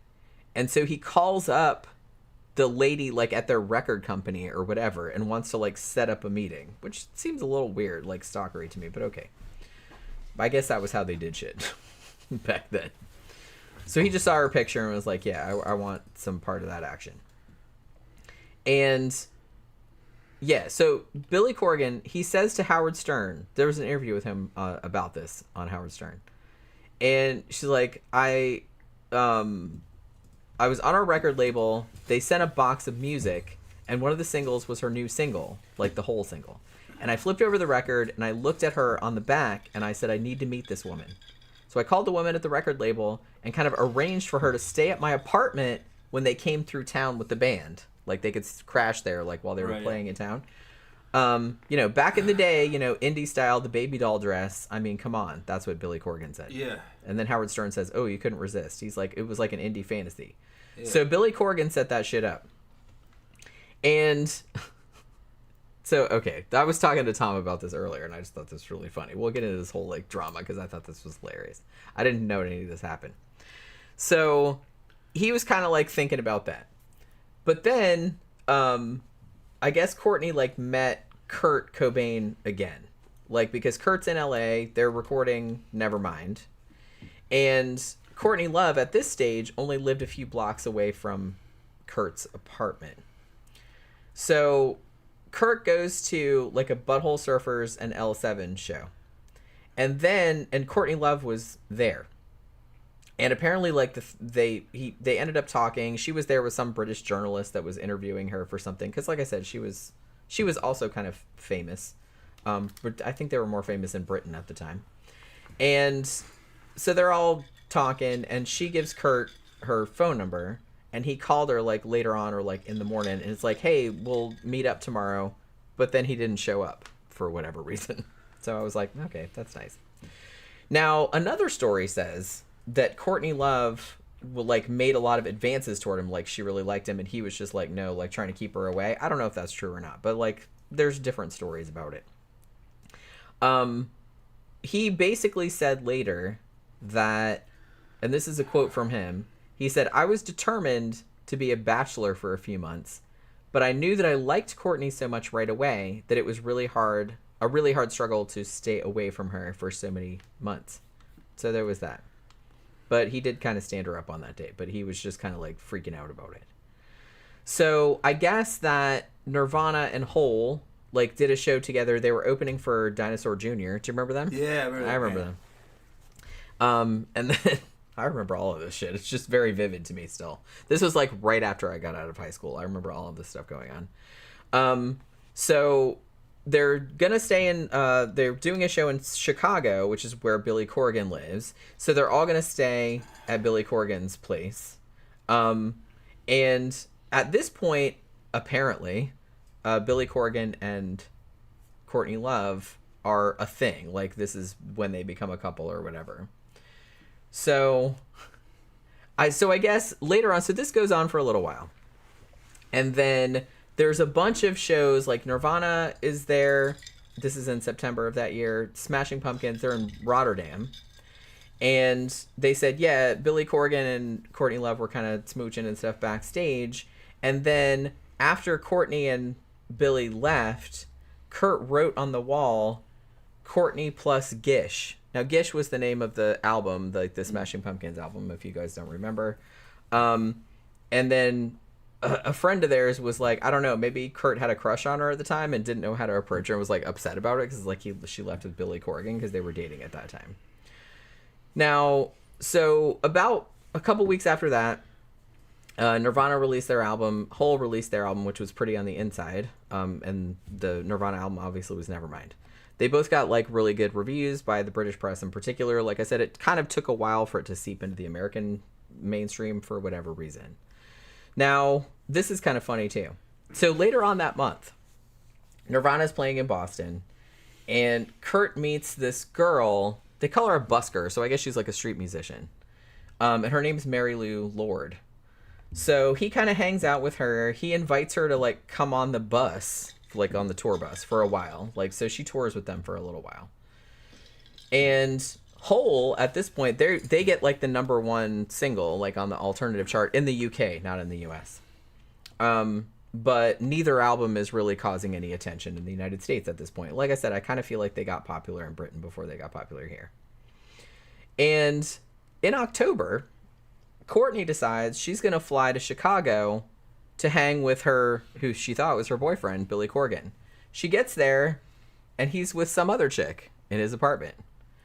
She says, his girlfriend threw shoes at me. She's like, and I was like, you didn't tell me you had a girlfriend. And I was like, that's nice. So I saw an interview with Billy Corgan about this. This is what he said. He came, like I said, Billy Corgan always came across as like a little bit douchey to me and like pretentious. But he says, this is his quote from Billy Corgan about this situation in particular. So I was put in this sort of all of a sudden awkward double bind. Plus, I love Courtney, but Courtney's not the type of girl you just say, okay, just sit down for a moment, let's be calm and think this through. Which to me sounds like he's trying to make her sound crazy, even though he didn't tell her he had a girlfriend. But, I don't know. I wasn't there. No, she probably wasn't. He said, she showed up looking very sexy, and I kind of freaked out. So I'm not really sure what he's getting at with that. So it's like she flies out to see him because she thinks that's her boyfriend, I'm guessing. She's trying to get laid, yeah. And he's living in an apartment in Chicago with his girlfriend, who he apparently did not tell her about. Yeah. And then he's trying to tell, like, a journalist, like, he's trying to come across like she's a nut for reacting. Like, oh, you can't tell her to calm down. I'm like, I wouldn't be all that calm in that situation either. I would be mad. I think you might be reading into it. Well, I don't know. Like I said, I wasn't there, but it's just the way that because I watched the interview with him, and I was just speak. It's man speak. Oh, yeah. Okay. Oh, Tom's she showed up. I was with my chick. All right, I was with my girlfriend, and she shows up, and she's ready to fucking get it on, and she's pissed as fucking hell. Well, I couldn't talk to her. That's what he's saying. I would have been pissed also. That's all he's saying. Well, no, I know that. I know that's what he's saying. Right. But he's not saying she's crazy. He's saying she's fucking pissed. No, but the fact about it was that, well, she had every right to be pissed. Yeah. So I don't know why he's you're reading into the trying to frame it in that way. You're trying to read in like he's saying she doesn't have that right. No, she has that right. I thought, like, it's okay. Just for example, he's saying that he fucked up. If we had established a thing, like we were, which obviously, we're married now, but like I said, if we had established a thing, hey, we're boyfriend, girlfriend, or whatever, and then you went to some other city to do something, and I was like, oh, I'm gonna surprise him and fly out and see you, and then I come out to see you, and you're in a room with like some other chick. Oh, yeah. And then you get on my case for being mad. I have every right to be mad. No, he's not getting on her case for being mad. He's I just have saying every she's right pissed. to be mad. You're reading into it. He's just saying she got pissed. Yeah. Well, like I said, she had every right to get pissed. Yeah. He's saying she did. Because that's messed up. He's just saying that he fucked up and that's what happened. Yeah. He got caught. I'm just saying that the tone. I think because I saw the interview with him where he said that. Yeah. Like, in person. Well, I think he's fucking saying, like, why didn't she tell me she was coming so I could hide my girlfriend? I think that's what that is shitty behavior. Why didn't you tell her you had a girlfriend back in Chicago? Is my in his mind, probably Courtney probably had higher priority. And had she shown more interest, he'd have dumped the girlfriend and picked her up. See, but still, that's justifying shitty male behavior. That is shitty behavior. It's systematic. That is shitty male behavior. Women do it too. They just do. Oh, I know they do, but I'm just saying that it's just systematic. That's he wasn't behavior. Sure he could get Courtney. It's probably what it was. Like I said, I don't care what people. Didn't know how long it would take. I don't care what people do in their relationships. Yeah. I just care that everybody's on the same page. Like, don't string people along. Well, he couldn't tell his girlfriend, look, I'm thinking about leaving you for Courtney. Right. He can't But say see, that. but And to he's me, like, that's I'm waiting shitty. for her to come back. I don't know how long this is going to take. Right, but that's shitty because you're I might keep you around because for a you're while. fucking over two people at the Yeah. same time. These are people in their 20s. Yeah, they're people in They're their in their 20s. 20s, all right? But like I said, don't Yeah. fuck over two people. It's like Yeah. because you're fucking over your girlfriend because you're fucking this other chick without her knowing about it, evidently. And then you're also fucking this other chick over because you're telling her that you don't have a girlfriend back home when you do. These are And neither of them apparently know about These each are other. high value, high demand rock stars in their 20s. This is what they do. This is Right. the situation that they're But in. like I said, it's still shitty behavior. Whoever does it, I don't care. They're I rock don't care. stars. I don't care. And how they're in their famous you are. 20s. It's If still you don't shitty think behavior. that the behavior is going to be shitty, I can't help you. But Well, no, I don't that's- think that. I'm That's just how they're no. gonna I'm be. just pointing out Okay. it's still shitty behavior. The still nature of a shitty rock star and the nature of a person in their 20s and a rock star in their 20s is to be shitty. That's just how they are. Well, I know that. Yeah. I'm just saying it is shitty behavior, though. Because they have a very high sexual market value. Sure, So, but it's still shitty. cutthroat. So this is maybe this whole situation. I don't know if it would have happened anyway, but this might have contributed to how Courtney and Kurt ended up kind of being together because she shows up at the apartment. Apparently Billy Corgan's actual girlfriend throws shoes at her like, who the fuck is this bitch? And so she's kind of like out on the street at like 11 o'clock at night. So she goes to the Cabaret Metro, which is like a nightclub there in Chicago. That was like the only place she knew to go because it was nighttime. Now it so happened that, she knew that Nirvana was playing there that night. So she goes there and she kind of knew them. So, she probably knew Chris Novoselic more than she knew Kurt because she knew him through or was it Dave Grohl? Yeah, she knew one of the. I think she knew Dave Grohl before she knew Kurt because of Jennifer Finch. So they went there and it's like, holy shit! I came here to see fucking Billy Corgan, and has a girlfriend, and I didn't know, and all this other kind of shit. So that happened. So she goes there and tells him about that, and then so she hangs out with them after the show, and then they go to this place called the Crash Palace. And then they went to some other place, and then Kurt and Courtney started hooking up and started smooching and everything like that. Dave Grohl says that this particular night, they all went back to the hotel, and Dave Grohl was sharing the hotel room with Kurt, and he said him and Courtney, Kurt and Courtney, started having really loud sex in the next bed, so much so that he's I had to leave. It was getting too much, he couldn't sleep. Xander said that Billy Corgan dodged a bullet. Not gonna lie, that's exactly right. Yeah, like I said, I'm not saying she's not crazy. No. But I do kind of feel she gets a lot more shit than I think she deserves, to be honest with you. We're friends with people that are in bands that are well known, like fucking, Starry Night and stuff, and other, I'm trying to think of anything else. We know a bunch of them, fucking Vegan Black Metal Chefs and a bunch of different bands. It's best if you're in any of those kind of bands not to date another person that's in a band. No. You date a civilian. So Corgan didn't need to be with Courtney Love. They would have fucking killed each other. Probably. He needed a basic. Billy needed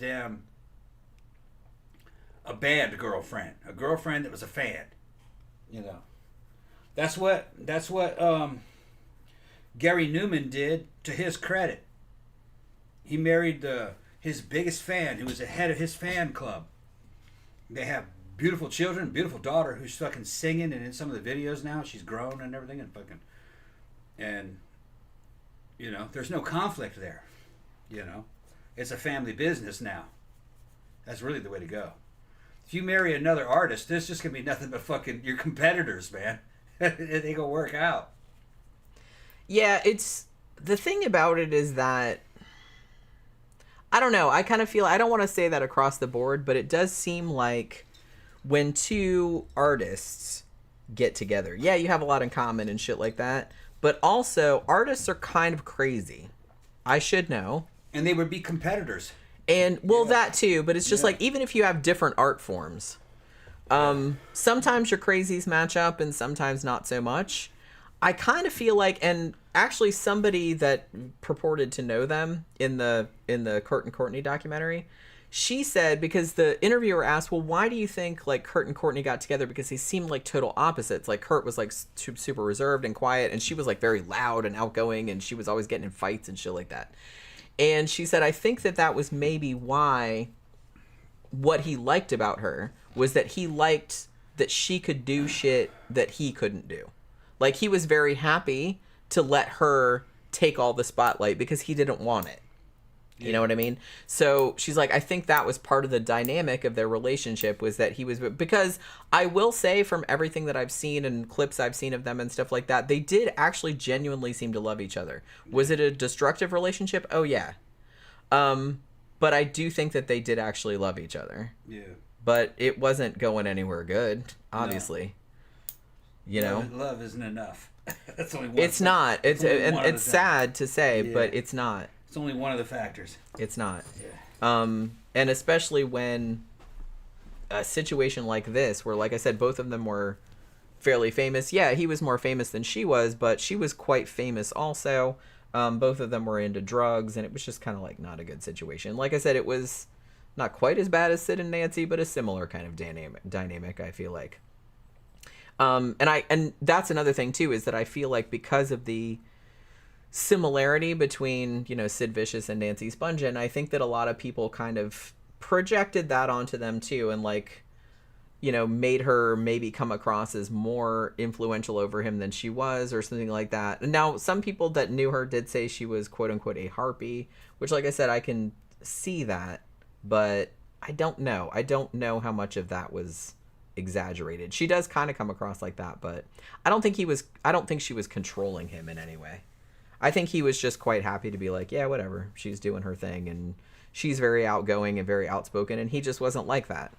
And I think that and like I said, I get it, because, you know, me and Tom's dynamic is, I'm a very introverted person. I'm a very reserved person. I don't really talk all that much. And Tom is very, very, like, outgoing and very talkative and stuff like that. And I like that. You know what I mean? I like that he's not like me. Because you can do things that I can't do. You're very social. You're very outgoing. You're very talkative. You're very confident. And I'm not like that. So I kind of feel like that maybe. So I kind of get that dynamic a little bit. You know what I mean? Where if you're real reserved and introverted, especially if you're real artistic and you can't necessarily sell yourself, or you don't really want to get out there and be the face of your own shit, like it's very attractive to have somebody that can do shit that you can't do. You know what I mean? So I get that. I kind of get that. We go to those cons, we go to conventions and shit with boxes and boxes of Jen's books. I'll sell every fucking one of them. Every fucking one of them. Yeah, and see, I could never do that on my own. I'm just not good at that. Yeah. I'm just not. If I had the time, I could sell hundreds. Yeah. Yeah.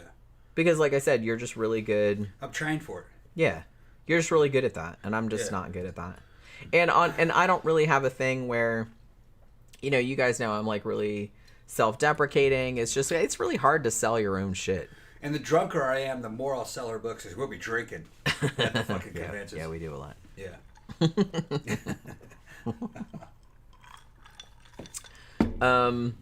So there was that. So they kind of hooked up. At this stage, this is mid-October of 1991. Nevermind is starting to kind of go up the charts and everything like that. Kurt and Courtney are kind of hanging out a lot together. They go to Mexico, they go to Los Angeles, and at this point, this is when they start doing drugs together. As I said, I think there is a very common, I'm going to call it a legend, that Courtney Love introduced Kurt Cobain to heroin. I do not think that is the case. From everything that I've read from sources that would actually probably know, was that Kurt Cobain had done heroin before. Courtney Love had also done heroin before. So it's real common in the United States. Yeah, so it was, I mean, it was really big, like, in the scene back then. A lot of people had done it. So I don't think it was a case of, hey, do some heroin. It's just like, I kind of feel like he had been doing, according to his own account, as far as I could determine, he had actually started doing it in the mid to late 80s. To alleviate his stomach problems. He said that was kind of the only thing that did, was heroin would make it feel better, and it was just like this big relief. So he might have started doing it beforehand, but they started doing it together, like, right around this time, which is not great. So around this time, like I said, they had to go on tour separately, And Kurt says, well, we were kind of, separated, so we were calling each other every day, and this is kind of when we really, like, fell in love for real, like, when we were talking over the phone and everything like that.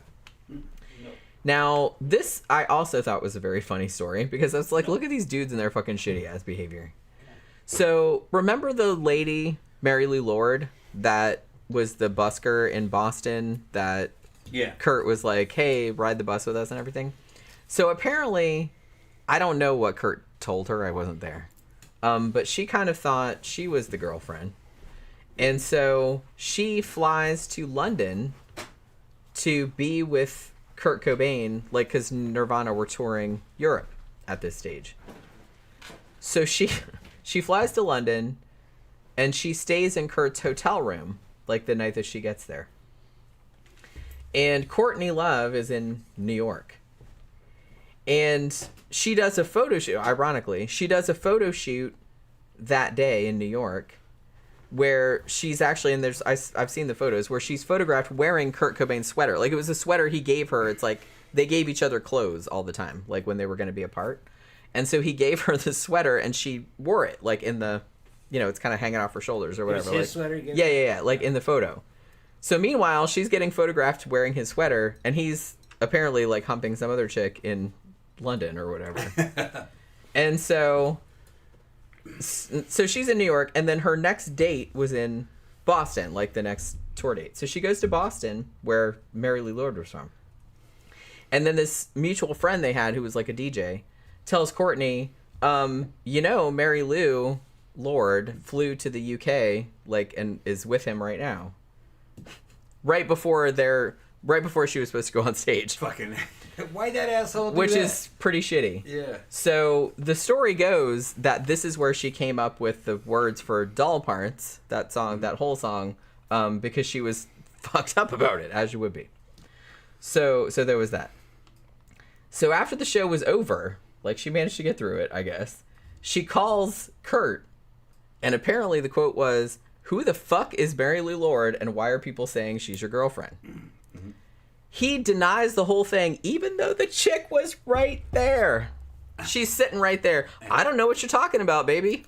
And I was like, what is with these fucking dudes, man? They will try to get away with fucking anything. I'm like, listen to this shit. They're rock stars in their 20s. Listen to this shit. That's crazy. So yeah, so he basically, I was like, so again, just like Billy Corgan, you're being shitty to two women at once. Yeah. You're basically being shitty to her because she thought it was like, and then some other chick is over there in London, and then you're being shitty to that chick that's like in London. She's like, I'm sitting right here, motherfucker. Yeah. She made a mistake of fucking dating rock stars. She should have been dating her own fans. I don't think I would ever date a rock star. No. It seems like too much stress, too much hassle. You know what I mean? Well, it's also the 20s. That too. I mean, their 20s. Well, yeah. Jesus Christ. People in their 20s are fucking dumb. I would never date anybody in their 20s. Or their 30s, probably. Because they don't have their shit figured out. Yeah. You know what I mean? So, yeah. Women in their 30s have it figured out. Well, I know. Well, we do, obviously. Yeah. But you know what I mean? We have shit figured out a lot sooner than you guys do. Well, well, why do you think teenage girls, like, date dudes in their 20s and stuff like that? Because teenage boys don't know shit about shit. Yeah. You know what I mean? We do mature a lot faster. So apparently, I guess Kurt felt bad about this, which, like I said, you kind of should, because that's kind of shitty. So he dumps Mary Lou Lord, like, literally, I think, the next morning. And then... I guess Courtney had to do another show in Boston the next day. So then there's, like, this... this was, like, a week or two later. And then Nirvana are doing, like, a TV show. And before they played the song, and I saw the clip of this, Kurt says into the microphone on TV that, what did he say exactly? That Courtney Love is the best fuck in the world, or something like that, like he says. How romantic. I know, I was like, okay. I was like, that's kind of nice, but also, what? Okay. I don't know how I'd feel about that. I mean, I guess, like, if you went up and said that, I'm just like, that's nice, but also, what? Yeah, I don't know. I'm ambivalent. He couldn't say, I love you, Courtney. That's what it is. Because that would be just so That'd be too bourgeois. Sappy. That'd be sappy. I guess. Yeah. I think that's what it was. We're too punk rock You're right, to say that we like actually feel emotions and like Yeah. love people and stuff. So it's like, yeah, she's like an awesome fuck. She's like, she's an awesome fuck, best fuck in the world. And I'm just kind of like, Yeah. I'm not sure how I would feel about He's that. trying to sound real cool. Yeah, I guess. So a couple days He later, go, that Courtney Love, she's fucking cool as shit. I love that girl. yeah. You couldn't say that. Yeah, and, and in a way, I was just kind of like, that's kind of lame, though. Because I kind of feel like it's a lot more ballsy if he had gone up there and said, man, I love her so much. And like, because everybody would be like, oh, queer. But I'm just like, that's cool, though. Yeah. Because you don't care what people We think. could play it off in a different way, though. You can just talk about how cool she is. She's so fucking cool. I love that chick. Look at how she looks. Just, just that kind of shit. Which that would have been a lot cooler than just saying, oh, she's the best He's fuck in fucking the world. 20, though. He's the motherfucker's got no game. Yeah. He's got no game. Yeah, that seems like I said, it seems, I guess, like, to dudes, that would maybe, it's like, ooh, if I said that, like, it seems like a compliment. I'm like, it is, but not really. In your 20s, you might. A woman would not take it like that. How a woman's going to take it. A woman's not going to take it like a compliment. I guarantee it. No, you can only I would not take that as a compliment. In the bedroom while you're fucking her. Right. You can say that. Yeah, you can say I would not take that as a compliment if you said that in public. I would not. Now, if you went out in public and said how much you love me and how awesome I was, I would take that as a compliment. Yeah. But if you just come out and just say, "Oh, she's the best fuck in the world," I'm just like, I don't love that. I don't love that. You know what I mean? I just don't. And most women would not. They wouldn't take it like that. Making me look like a slut, huh? Yeah. Fuck yeah, that's what I mean. I'm just kind of like, Yeah. Courtney Love's best fuck in the world. She can take a whole fist. She can take 2 fists. That's what I mean. It's like, what are you implying? What are you implying? Fucked her with a fire extinguisher. It was amazing. You should have been there. But got it all on video. Yeah, I mean, Oh, loves it. I know. Okay, I gotta pee. Like, talk about some more shit that hoes love. What am I gonna talk? I gotta talk about shit that hoes love. No, I can talk about shit that hoes love. Well, okay. You should know. I mean, I gotta pee though. Really. I should know. I should know a hoe's love. What, I got married to a hoe? Okay. No. Okay, what are you trying to say? What are you trying to say? I'm just saying that you've been around. Yeah. I'm not a hoe. I know that. Okay. Let's kind of back up, see what's going on. Xander said that River Phoenix died around the same time from a bunch of overdoses. From a heroin, he died from a heroin overdose. I remember that. River Phoenix. He died out. I think he died out in front of the damn. What's the name of that club? It's out in L.A. Lemmy used to hang out there, I think.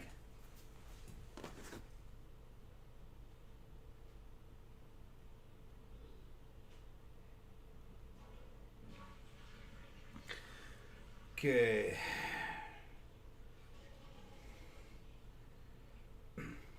Everybody's drinking. We still got a good crowd in the comment section. Go ahead and take the time and fucking give us a thumbs up. That helps us. Like and share the video if you can. That would really help us out in the algorithms. Jenny's on a Viper Club. That's right. Or was it Viper Club or Viper Room? I think it might have been Viper Room. It's where a lot of rock stars hung out. Let me get back down in the LA scene. Viper, that's right. Desolate once said, "Sorry if muddled drunk as fuck." Yeah, we are too. I mean, we're not drunk as fuck, but we're getting there. We're drunk as heck. Been drinking a bunch of fucking rum and coke. It's good. Yeah. Actually, it's not even rum and coke. It's rum and RC cola. Yeah, rum and RC cola. Because we're classy like that. Super classy.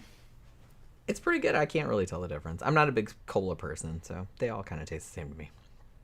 But, you know.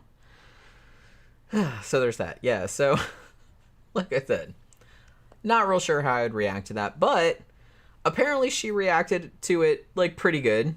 Because she found out about it later on, like a few days after that. And then she's going to go on stage in Athens. And then there's like a, in the bathroom, I think, there was like all this graffiti on the wall. Because it's like one of those clubs where everybody writes shit on the wall, you know what I mean? And she goes in there, and there was something written about Nirvana. And she wrote next to it, "Kurt Cobain is the best fuck in the world." So it's like, that was kind of her. And then like she sent him a fax later with like this really cheesy ass poem, which I wrote it down, but I was just like, I don't really want to read that out loud. That is like so cringy. But yeah, it's kind of sounded like lyrics, you know what I mean? So I'm like, I'm not reading that out loud though, because I'll have secondhand embarrassment. But yeah. So apparently she thought it was cute. I guess, I don't know. I'm not sure how I would feel about it. I don't think I would feel that good about it. But like I said, I don't know. So the two bands, they do a thing together in Belgium. And then I guess kind of like Hole had another show the next day, but she canceled it so they could hang out together or whatever. And then they're kind of like touring, and Kurt cuts the tour short or something like that, and then he's like, I gotta go home and rest and shit like that. But he actually went and flew back to Europe so he could go on tour with Hole. And then apparently that night, I guess like Courtney and her, I think it was her tour manager, like they were coming to the place and like they got in a car wreck and like nobody was hurt or anything like that, but they were kind of freaked out about it. And apparently that was like the night that he proposed to her. At this point, they've only been dating 4 months. 4 months. And he proposes. I think she was already pregnant at this point too, but she didn't know that. He was love struck. Yeah, like or I said, struck, one of the two. I mean, I was kind of thinking about this too, and I'm just kind of like, yeah, I know there is kind of a thing about that.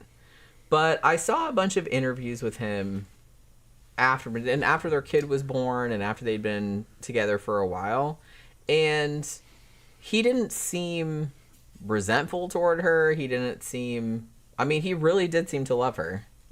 She really seemed to love him too, in her way. You know what I mean? Well, they're young people and they're living this rock and roll fantasy lifestyle. They're dating rock stars. They are rock stars, and now they're dating rock stars. And then they have fucking world level fame. It must have been really weird though. I can't imagine. Money. And they came from nothing. These yeah. I mean, they really did. Like I said, they were both like she grew up in like with fucking hippies, and it's like she just lived all over the world like in communes and shit, and he like slept under a bridge and shit. Yeah. So you know what I mean? So imagine just having all the money you wanted. And I saw like a snippet of an interview with him where he was saying, it's like now that he had all this money, he's like, well, I remember the old days when you just like go in a thrift store or whatever and you would find this one thing and it was like this big treasure and you weren't really sure if you were going to be able to afford it, and it was like, and he's like, but now like that you have like all the money, he's like, it's different when you have like thousands of dollars and you just walk in and buy whatever you want. It's like, it's not the same. Like it's just not special. Yeah. So I think he was really uncomfortable with fame and with having that level of recognition and having that much money, which like I said, it happened very, very quickly. Had I been there and been old enough to have fucking pull on Kurt, I was too young at that time, didn't know him. I would have told him, man, you better stay away from fucking girls, man. These fucking rock star girls. Says if you want to get married to the fucking hottest fan you have from the most wealthy family, one who's cool, who's got a level head. All right, a chick that's probably gonna go to university or something. Or now that she's married you got fucking tens of millions of dollars. She doesn't have to go to college. Just make her a missus. Somebody who fucking give you some stability. But yeah, I mean the thing about it, I mean for the long haul, this kind of stuff, like we're gonna do the rock star shit and do drugs together and shit like that. That's fun for they don't last a little while. I'd have told the same thing to Courtney. I said, Courtney, but that's get you big old hunky fan who's fucking a lumberjack motherfucker who's jacked and fucking you think he's hot as shit, big old dick, and fucking who drives a truck or something shit, just a working dude. You know what I mean? And fucking make that. Somebody normal. Somebody normal and go fucking hot but normal, and he goes on tour with you. But that understands your shit. You need somebody that understands your shit. Keep you under control. Yeah. Keep you from killing yourself with drugs and alcohol. That's fucking. That's what they needed, really. I mean, yeah. But she lived, so she did, and she's still around. Right. Yeah. She got her shit together. Well, I mean, I think she kind of went back into drugs later, but usually the richer and famous you are in the music industry, the more of a normal person you need to be with, somebody who's grounded. Yeah, because having all that money and having that much fame, you can't have a normal life. You need somebody who keep you from destroying that is just yourself. A normal person that understands your shit. Yeah. And accepts your shit, but will also keep you from going off into crazy town and will kind of like keep you under control, basically. and like grounded in reality. Yeah. Like, because if you are just around other rich famous people all the time, that's not the real world. No. You know, you're not going to be able to like deal with real shit and those people anymore. don't know anything. They come from nothing. They just all of a sudden got a bunch of money dumped on them. You know. And in a way, like I said, I wouldn't mind having a bunch of money dumped on me. I'm not saying that. But we have awareness. Yeah, and we're older. Yeah. If that had happened to me when I was in my 20s, I don't know what would have happened. Courtney needed to be with some lumberjack, fucking jacked, good-looking dude. Especially if I was a 30s. drug-addicted rock yeah, star. like in his mid-30s, who fucking lived a real life and said, don't do that, you're going to fucking kill yourself. But she probably wouldn't have listened to him. Well, that's kind of another thing, is that, But, like we've said before, you kind of, like, for the long haul, you really need somebody that is just not normal necessarily, but somebody that understands your shit and that you can depend on. Yeah. Because that's the person that's going to have your back. Yeah. Like, so you have to be able to, like, rely on that person and, like, trust that person. You get sick, you need somebody to handle all your affairs and come see you. That's what I mean. It's not fun to think about. You're right. But, you know, that shit's... And that can happen when you're young, too. It's not just old people. Right. So... Someone who can close out your estate when you die. Fucking handle all your fucking business. Right. That's what I mean. Like I said... It's not fun to think about. But like I said, it can even happen to you when you're young. So you really should, if you're going to make a commitment to somebody like that, you really have to, that person really has to have your fucking back. You know what I mean? Because you don't know what you're going to have to put up with. Because life shits on you. Life shits on you. And you really need somebody there that's going to help you wade through the shit. So, okay. So at this point, so Kurt and Courtney are still hanging out together, right? And then they do this whole thing.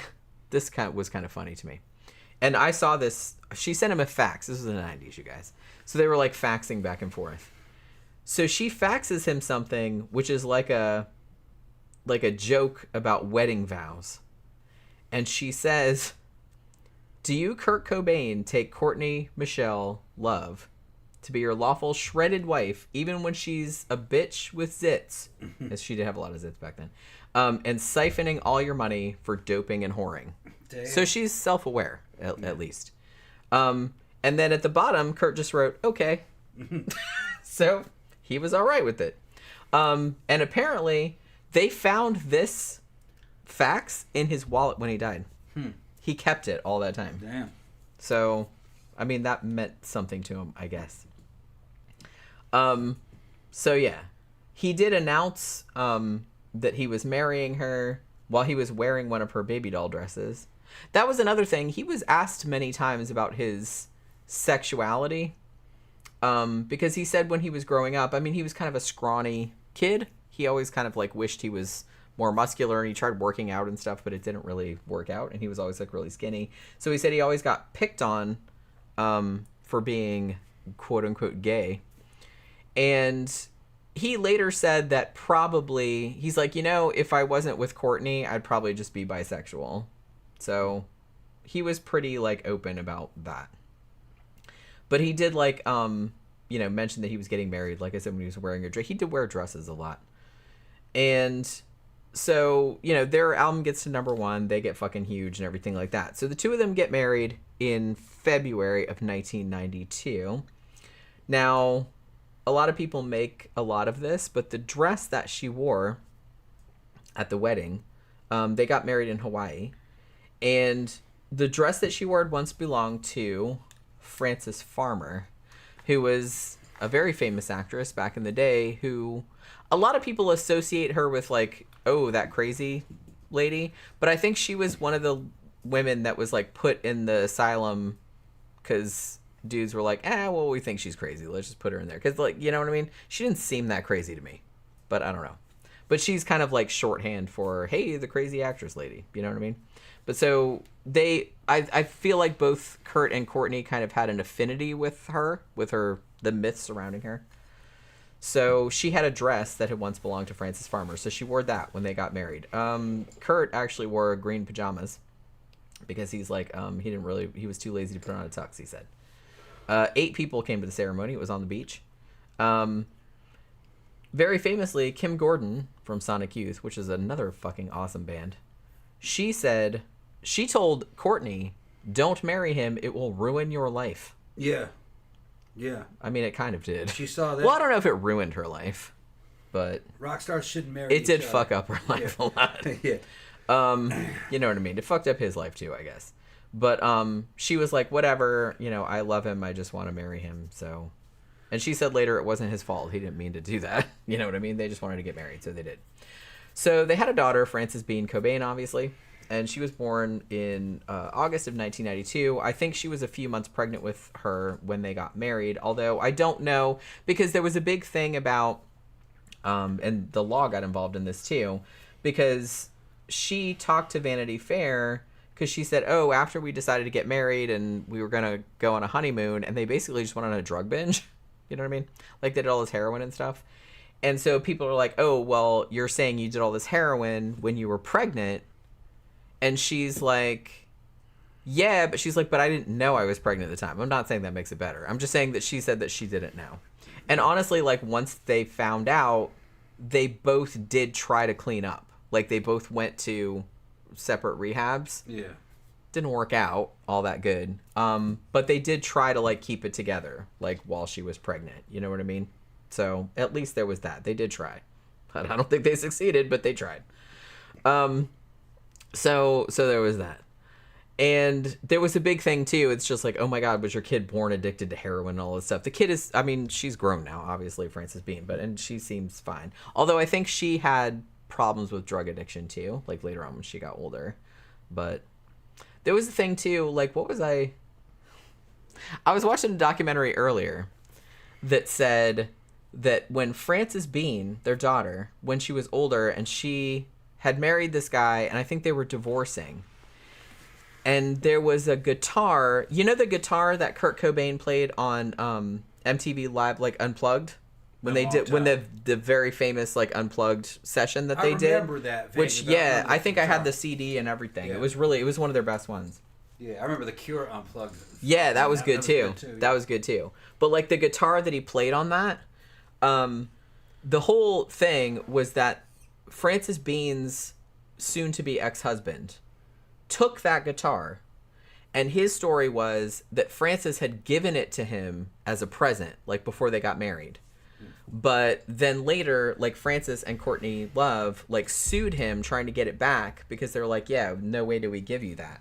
And then there were allegations that Courtney had maybe tried to have him killed, but I don't know if that's... The guy who stole the guitar. I don't know if that's true or not. I think she was just trying to get the guitar back, honestly. But yeah, so I did see something about that, but I was just kind of like, okay. But yeah, so the thing about it was that because Courtney had said something about this drug binge that they had gone on after they got married, you know, when she later admitted, yeah, she was already pregnant then, but she didn't know, or so she said. And so Child Protective Services came and like took their kid off them for a little while. Because they thought they were unfit parents, but they did get her back, like in the end. But there was kind of like she did get taken away for a little while. So as we mentioned earlier, I think that Kurt had started taking drugs early, like before he even met her, because he had a lot of chronic health problems, and that seemed to be, at least according to him and people that knew him, that was like the only thing that would alleviate that. Also, you know, he drank a lot, and they thought maybe he might have had bipolar. I'm not sure if that was ever diagnosed or not, but they thought that might be something that he was suffering with. But he for sure had like depression and stuff, which he had been, you know, suffering with for quite a while.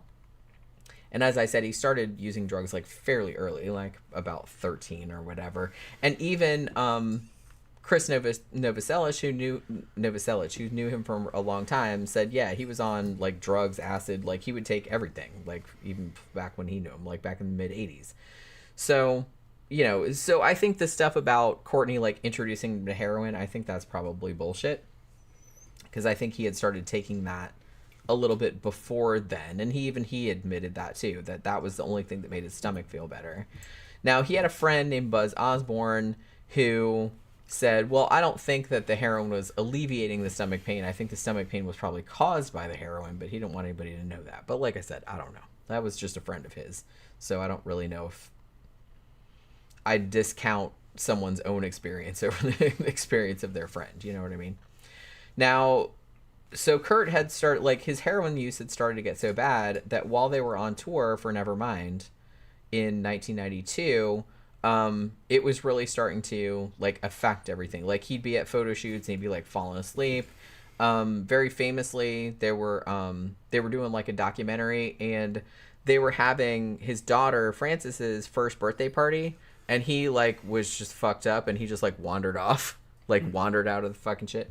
And then, like, they took her to get a haircut, like, her first haircut, and he fell asleep, like, in the barbershop. And Courtney was yelling at him, is like, is this what your daughter, like, what you want your daughter to see? And, like, you act like all on drugs and everything. He's like, I'm not on drugs, I'm just tired. It was that kind of shit. So, you know what I mean? So it wasn't good. It wasn't good. And he kind of, like I said, he kind of admitted that he had been on it. One of his quotes was, they're not going to be able to tell me to stop, so I really didn't care. He's like, obviously to them it was like practicing witchcraft or something. They didn't know anything about it, so they thought that any second I was going to die. Which, you know. So they did Saturday Night Live in 1992. And after that, Kurt actually overdosed. Like, a heroin overdose. And Courtney Love resuscitated him. They also did a performance in July of 1993 in New York City, and he overdosed again. And Courtney Love also, she didn't call the ambulance right away, but she did inject him with what do you call it? Naloxone. What is an antidote for heroin? Something like that, yeah. So she had that on. Well, I guess they keep that around. Right, just in case. Well, they had the money and they had the connections to probably get it. Yeah. So she injected him with the shit, and then he perked up and, like, went out and did the performance, and everything was fine, but they didn't tell anybody. So he did overdose a few times before that, and she, like, apparently, like, resuscitated him. Now, in early March of 1994, they were in Rome, and Kurt again overdosed, this time on benzodiazepines and alcohol. And there's kind of some dispute over whether this overdose was accidental or whether this was actually a suicide attempt. Some people, including Courtney, seem to think that this was a suicide attempt. Some people maybe not so much. Maybe it was an accidental overdose. Courtney said that he took 50 pills. He probably forgot how many he took.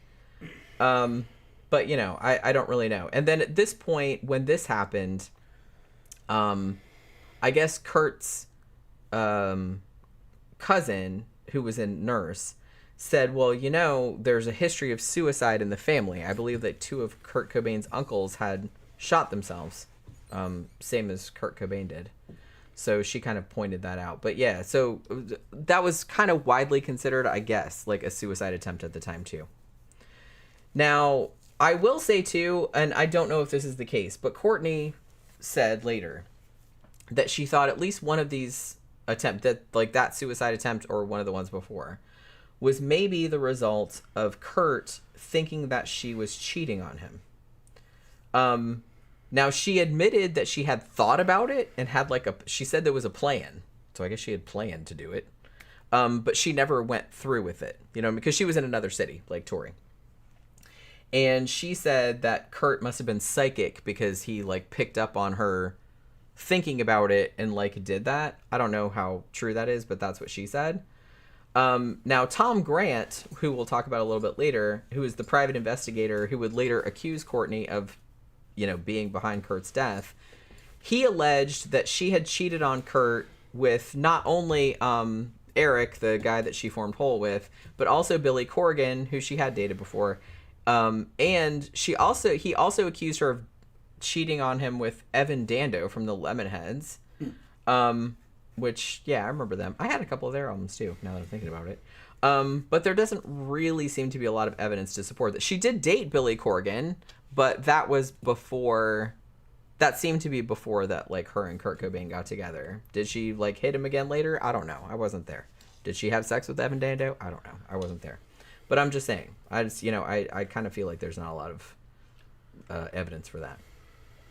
Now, Kurt Cobain did say later that the stomach pain that he had, the chronic stomach pain he'd had most of his life had been so bad during this tour that he just wanted to blow his head off. He did say that, like that in his own words. So take of that what you will. His own words were, halfway through the European tour, I remember saying, I'll never go on tour again until I have this fixed because I wanted to kill myself. I wanted to fucking blow my head off. I was so tired of it. So, and a few days before, the shit happened, Chris Novoselic says, about Kurt Cobain, he said he was really quiet. He was just estranged from all of his relationships. He wasn't connecting with anybody. And he said he offered to, like, take him to go get something to eat. And he's like, yeah, let's go over here and get something to eat. But where he drove him to, that was where his, like, dealer was, which I guess Chris didn't know at the time. So he's just like, so I inadvertently, like, drove him to where his fucking dealer was, which I didn't mean to, but okay. Now, in late March of 1994, Kurt Cobain had actually checked into a rehab center the day before. And he escaped, essentially. Like, he checked in there, and then the next day, he climbed over the wall and got out of there. A couple of days later, he took a cab to a gun shop in Seattle, and he bought a bunch of shotgun shells. And he told the cab driver that he was buying them because his house had been robbed. That's what he said. Only a few days after that, on April 8th, his body was found in the greenhouse over the garage at his house. The person that found the body was a guy that worked for an electronics company who had come there to install security lighting. Like, he just kind of, like, was going up there to, like, install the shit, and he saw somebody in there. And he said at first he thought he was sleeping, but then when he went up to him, he saw blood coming out of his ear. And apparently he'd been there for a few days. So there was that. He also found, like, the lighting guy also found a suicide note that had a pen stuck through it. There was, like, a flower pot with a suicide note over that he'd stuck a pen through. And the suicide note is quite long, and he's basically saying it's, he's basically, like, apologizing to everyone. And one of the saddest things was that one of the last things that he said, that he thought that his daughter, who was almost 2 at this point, would be a lot happier without him around. That's what he said. At the very end. And he said that he loved everybody, like, loved Courtney and loved Francis and everything. But he said that everybody would be happier without him around. So that's what it said. Now, the gun that he used, he didn't buy it. He actually had his friend, who was another musician named Dylan Carlson. He bought it. And the reason, and Dylan Carlson like brought it, Carlson rather, bought it legally. But Kurt Cobain said he didn't want to buy the gun under his name because he'd already had a bunch of guns taken away from him by the police because he'd already been reported as suicidal. You know what I mean? So the cops would come and, like, take guns away from him, you know what I mean? Because they didn't want him to hurt himself. So he didn't want that to happen again, evidently. So he had a friend of his buy the gun for him. Apparently the friend, they did interview the friend on that Kurt and Courtney thing, but he was so fucking high that I couldn't figure out what he was saying. You know what I'm saying? Like, he was just mumbling the whole time. He was just kind of like, well, he was just like that. And I was like, holy crap.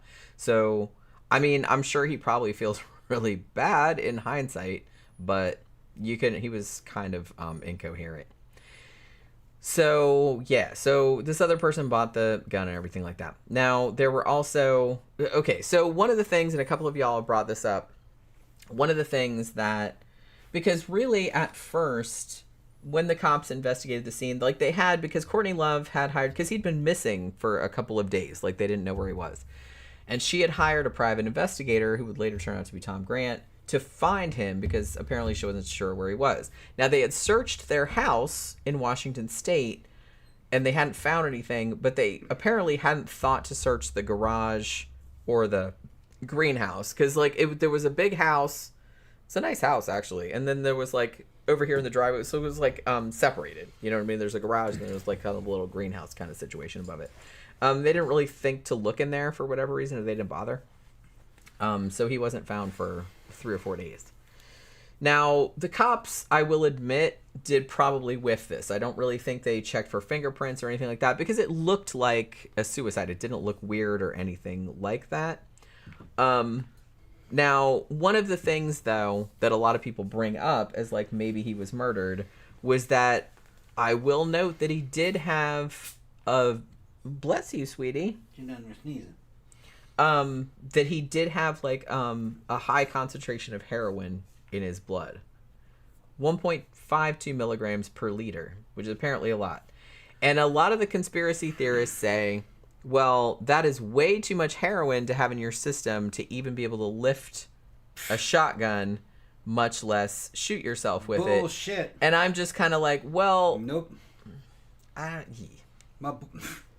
My boy Rich could fucking bang up a shit ton of fucking heroin and drink an entire fifth of fucking scotch and be walking around talking. Yeah, I mean... And he was 50 back then. You looked at him... People took a lot of heroin back then. Back a lot. in the 90s, I was in my 20s, and back in the 90s, looking at him, you'd think he was about 30. Never dated a woman older than 25 or 26. He had hot girlfriends and shit. They were all heroin girlfriends, but hot goth girlfriends. And fucking, he could take so much junk. It was fucking. I would never touch the shit. But I was friends with I don't Rich. blame you. He was an ex-army guy like me, and he was cool. He just got wrapped up and got addicted to that shit. And he could bang up a shit ton of fucking heroin, drink a shit ton of vodka, and then snort lines and lines of coke, and just be walking around on 3 or 4 different things. People were fucking hardcore back then. I'm just. And saying. I couldn't drink the scotch. He would drink. I couldn't even just drink that bottle of scotch and still be walking. He'd drink a whole fucking bottle of scotch. Like I said, but he was counteracting it with fucking cocaine and heroin. Yeah, you get inured to it if you do a lot of it. Yeah. And so I kind of feel like the thing about it is that Tom Grant, the investigator, I mean, even though he was working for Courtney Love at first, like he later on came out and said, "Oh, I think that she had him killed or whatever," and his whole thing was, oh, well, he had too much heroin. We've never heard of anybody we looked through all these thousands of cases and we couldn't find anybody that had that much heroin in their systems that were still able to, do anything, much less like shoot themselves. But it's just kind of like, did you though? Like, did you really look that hard? I don't know. It just seemed like, look, people did a lot of fucking heroin back then. Okay. If you do it for a long time, you build up a resistance just like anything else. Yeah. And I really don't think, I don't know, I just don't think there was anything that mysterious. Because it's like, look, I'm watching all the shit about all these people with the conspiracy theories about this, and people saying, oh, the gun was too long for him to, or whatever. And I'm just kind of like, I don't know, it just all seems like a reach. It just all seems like a reach. Because it didn't seem weird. Like, nothing about it seemed weird to me, like the scene. It just didn't. It just sounds a lot like cross between Ian Curtis and my friend Rich. He was like this too. And now Ian Curtis hanged himself. He hanged himself, but Rich, like a guy was telling you about, he blew his head off in the middle of an argument over the volume of the television, over the volume of fucking Excalibur. He was watching Excalibur with his girlfriend. And he was talking about me and Eric, his other 2 army boys, buddies at the time. And he was mentioned to us that fucking she didn't have any honor and this and that, and fucking she didn't understand things, and only me and Eric understood him, and fucking went into the closet and came out of the closet with his fucking Class A jacket on and a fucking Smith & Wesson Chief Special fucking 5-shot revolver, and fucking put it in his, I'm sick of this, I'm out of here, and boom, pulled the fucking trigger with contact to his head. She said it sounded like a firecracker. She didn't think it was real. He hit the ground. It was a hole on either side of his head. Well, I can't imagine like just having a fight with somebody. Yeah, over the volume of the television. I mean, cause shit, man, we've gotten drunk and had fights before, but it's like I never really thought. He was super drunk and on a lot of fucking junk, and had been depressed, and was nodding out all the time and fucking growling like an animal in the middle of the club. Sometimes he'd be so fucked up, and he was going down. And he had these same things of depression. Heroin will kind of preserve you because they sleep a lot. But when you're kind of a normal person, and he had a soldierly background, I think it was really depressing him that he was living like that. I think he felt like he wasn't living up to himself. I think a lot of guys have that, actually. Yeah. He was, because maybe more so of he slept so much. The last generation. Yeah. He slept so much. And really, if you looked at it on the surface, he was a good-looking guy. He looked like fucking Gary Newman. Same beard, that same look, the same build, about the same size. He was about 50, 51 at the time. He looked like he was about 31. And he had hot goth girlfriends in their 20s, 90s goth chicks. If you looked at the surface, and he had a nice apartment and a nice job working as a handyman for that apartment. He was the caretaker of that apartment building. Fixed all the plumbing and shit. And he didn't work much. He just lived there for free. Sounds nice. Yeah, and his girlfriends made money and spent money and bought the shit in the house. Maybe as a caretaker, I think they gave him a little stipend, but they paid his rent for him. So he was living a fucking great life. He's going to the club and shit, and he killed himself in a fit of anger. He wasn't thinking right. He never would have done that normally. Yeah. But it was just... But that's what I mean. It's just kind of like... I think this is kind of the same thing.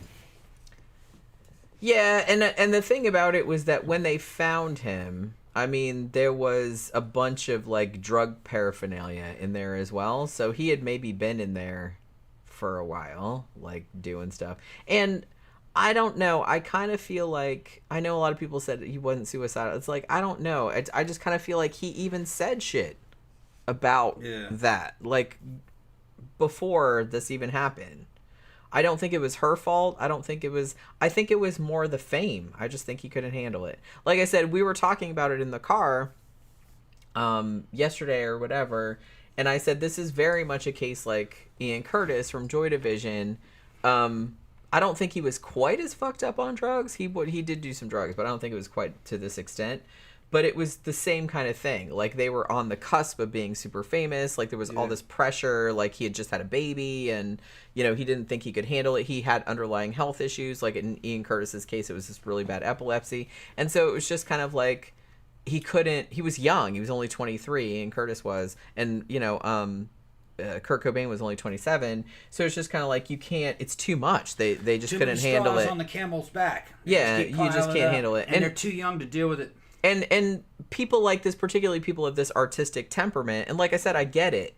There's just so much stuff like piling on you. Yeah. You just feel like you're never going to live up to it. You're never going to be good enough. It's just, it's too much. You can't do it. And I get that. Like, I get how that could happen. And he seemed very much like that kind of person. That type of dude in that situation, and that kind of guy under these conditions thinks of himself as a fraud too. Yeah. So. Yeah, and I get that too. I get that. Fucking... And I think that was with Ian, and also with Kurt. They were like, I don't know why anybody likes this shit. It's fucking total bullshit what I'm doing. I'm a fraud. They don't believe in their own skills. They don't have any self-confidence. Well, like I said, a lot of people, a lot of artistic people are like that, because the shit thing that a lot of people don't tell you about people that are like really artistically talented and stuff like that is that comes with crippling self-doubt. Yeah. So it's like, no matter how amazing the shit you produce is, you never feel like it's good enough ever. So I think really the suicides in both of the cases, and I do believe they were suicides. I do as well. I don't believe that Kurt Cobain was killed or murdered. No, that it just seems to, and I'll get into like a little bit like later. I have a little bit more about that, but suicide is more like a way of avoiding being defrocked. You think that people are going to figure out that you're a fraud, so you're trying to escape. You're like, man, they're going to find out that there ain't nothing to me. It's not even, it's that, but it's also that, and I think this is what kind of struck me about his suicide note, where one of the last things he said was that he thought his daughter, who wasn't even 2 at that point, would be happier without him. That's how people the people that commit suicide, I know a lot of people think it's like selfish and stuff. they don't think of it like that. They think, oh, everyone will be better off without me. I'm a burden to everybody. Yeah, a burden on everybody. That's what and I kind of feel like I got the impression that that's what he felt, like that he thought he was a burden on everybody because he was so troubled and he was a fuck up, and he's just like, I'm making everybody miserable around me, and it's just like everyone would be better off if I wasn't here. You know what I mean? And I kind of got that impression. Yeah, and I think the fucking according to my knowledge of fucking Rich, it's an in the moment thing. It might be kind of recurrent because she said that he was doing that shit. He did it. Yeah, he did it a lot. He OD'd a lot. Yeah. At the time, the girlfriend I was telling you about when Rich blew his head off in front of his girlfriend, she was this real cute girl, goth chick from, where was she from? She was from San Francisco. And she was like this real light-skinned black chick, goth. And she said, her name was Soleil.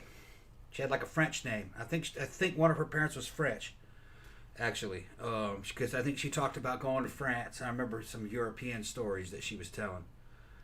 I would say maybe she's like 1/4 black, maybe, if that. She was real cute, real popular, also on junk, but not that bad. Not nowhere near as bad as Rich, and I don't think she had been on it that long. She said that he was starting to malfunction in the last 4 or 5 months. Yeah. So it wasn't. It was building up to that. Right. He was saying things that were suicidal. He was it looked like he was trying to drink himself to death or trying to overdose himself. And he was saying things that were real negative about the future. So it was coming. And it's probably the same thing with fucking Kurt Cobain. He's probably giving all kinds of signals. I mean, yeah, I do. That he wanted out. Like I said, I kind of feel like, I'm not saying it's impossible that somebody had him killed. I just think that's one, super far-fetched. And I think that because remember when, like I said, when we did the show about Jimi Hendrix and Jim Morrison, where somebody that iconic, somebody that famous, when they die, everybody wants there to be a reason. Yeah. You know what I mean? Other than just like a stupid reason they blew their own head off because they couldn't take it. Xander's talking about him writing the note and his hand would have been shaking from too much heroin. You can't predict what an addict can take and what the side effects are going to... they get fucking badass resistance to it. And a lot of the weird side effects can kind of diminish with them because they're real used to it. And then when it goes, it's like when they don't have a supply of it, they start undergoing like massive pain. They just feel like shit, I mean, a good example is I think the doctors at the time when Bela Lugosi was in rehab said there was like enough junk in him to kill 3 men. Yeah. That's how much was in him. He took a lot of drugs, Bela Lugosi did. Bela Lugosi was poor guy. Real bad junkie. Man. And he was an old man. Yeah. And he was still walking around. Yeah, still walking around. And doing shit. I mean, Yeah. He died eventually, but he was an old man when he died. He wasn't real young. But, I mean, it'll get you in the end. But see, that's what I mean. It's just, I don't know. Like I said, you guys know I'm not a real big believer in a lot of conspiracy theories because I kind of feel like a lot of people want there to be a reason or a story behind the death of somebody so iconic. And a lot of times there's just not. A lot of times it's just regular shit. And to me, like everything I've read about Kurt Cobain, he seemed like, sadly, the kind of person that this would happen to. He seemed like he just always was this very introverted, depressive kind of person, like even starting out from a young age. He didn't have a great upbringing. He just wanted to do his music. That's what made him happy. And for a while it did, but then he got super famous. His whole entire life changed like pretty much overnight. I mean, it seemed like overnight. And he couldn't handle it. It wasn't the same anymore. Like, it wasn't about the music anymore. It wasn't what he wanted.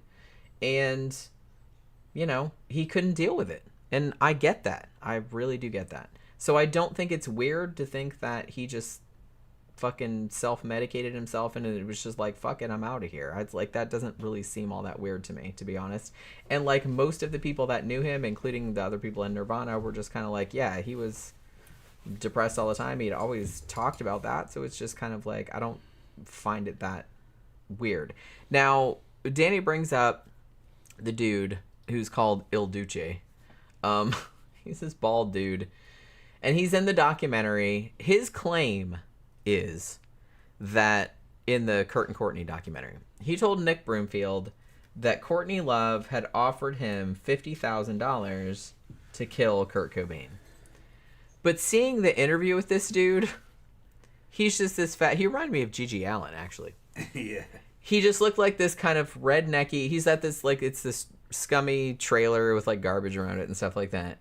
And Nick Broomfield is like, well, what? Yeah, $50,000 to kill Kurt Cobain. And so I'm, like, looking at it going, well, why didn't you take it? You look like you need it. You know what I mean? It's like, what? Yeah, I don't know. So his story was that he didn't take it, but somebody he knew did take it and do it, but he wouldn't say who it was, but he was like coy about it. And then later on, another dude that knew him said, nah, he just made that up, like, to get in the papers or whatever. But the weird thing about it is that 3 days after that, or I think it was 3 days after that interview, he died by getting beheaded by a train. Dang. Like, I don't know if he passed out on a train tracks or, because of course a lot of people, that fueled the conspiracy theories too. It's like, oh my God, people like pushed him onto the train track or something like that. But like I said, honestly, I saw that interview and that thing and I was just like, he looks high as fuck. Everybody in that he interviewed looked high as fuck, to be honest with you. So it's like, I'm not really sure. That dude did not look like, he didn't give any specifics. He didn't give any names. He didn't have any proof.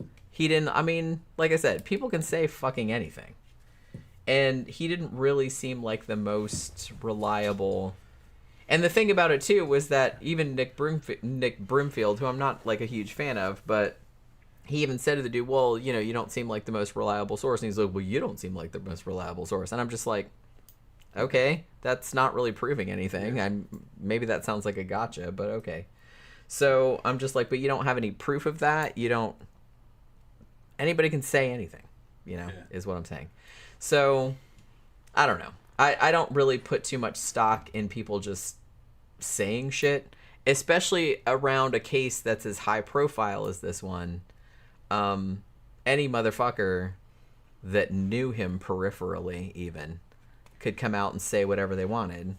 And somebody pointed out earlier, you know, the young lady that was in the documentary that said, yeah, I used to do heroin with both Kurt and Courtney, which, like I said, that's probably not a big secret because they did admit both to doing that. She kept saying to the documentary guy, oh, I have all these pictures of us together. I'll send them to you. She never did. Yeah. So it's like, did she even know them? Who fucking knows? I don't know.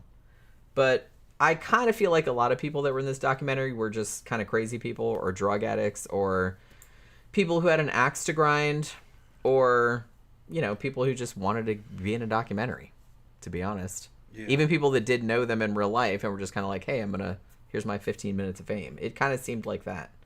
It seemed like he was kind of scraping the bottom of the barrel. And like I said, even Courtney Love's dad, who was in this for like 5 minutes, he just seemed like a shitty human being.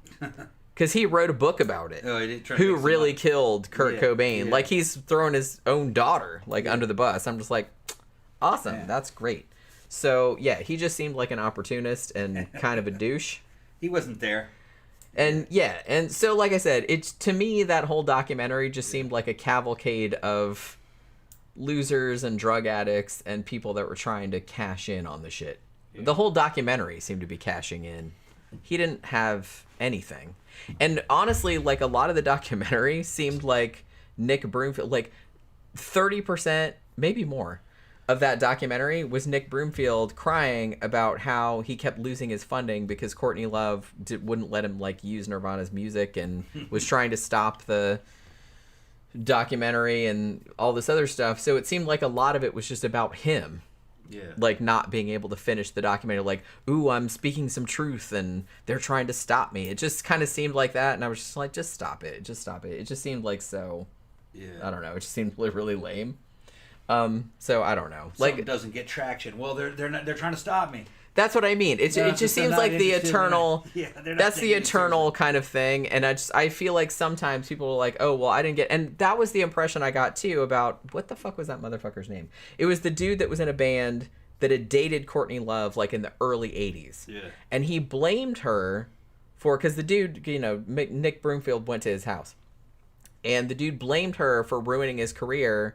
Because she basically told him, well, you should wear these other clothes, or you're never going to be like a famous rock star if you don't like do this and that and the other thing. And she was like, I don't know. I guess she was trying to help him or trying to make him into a rock star. And the way that he interpreted that was, well, she wanted me to get famous so she could ride on my coattails or whatever. And then it's like, I got so sick of her berating me about it that I quit. So he blames her for him not succeeding. Yeah. Which I was like, that was a long time ago, and probably you should get over that. Right. And he just came across like a petty little bitch, is what he came across like. Always replace somebody. It doesn't make you quit.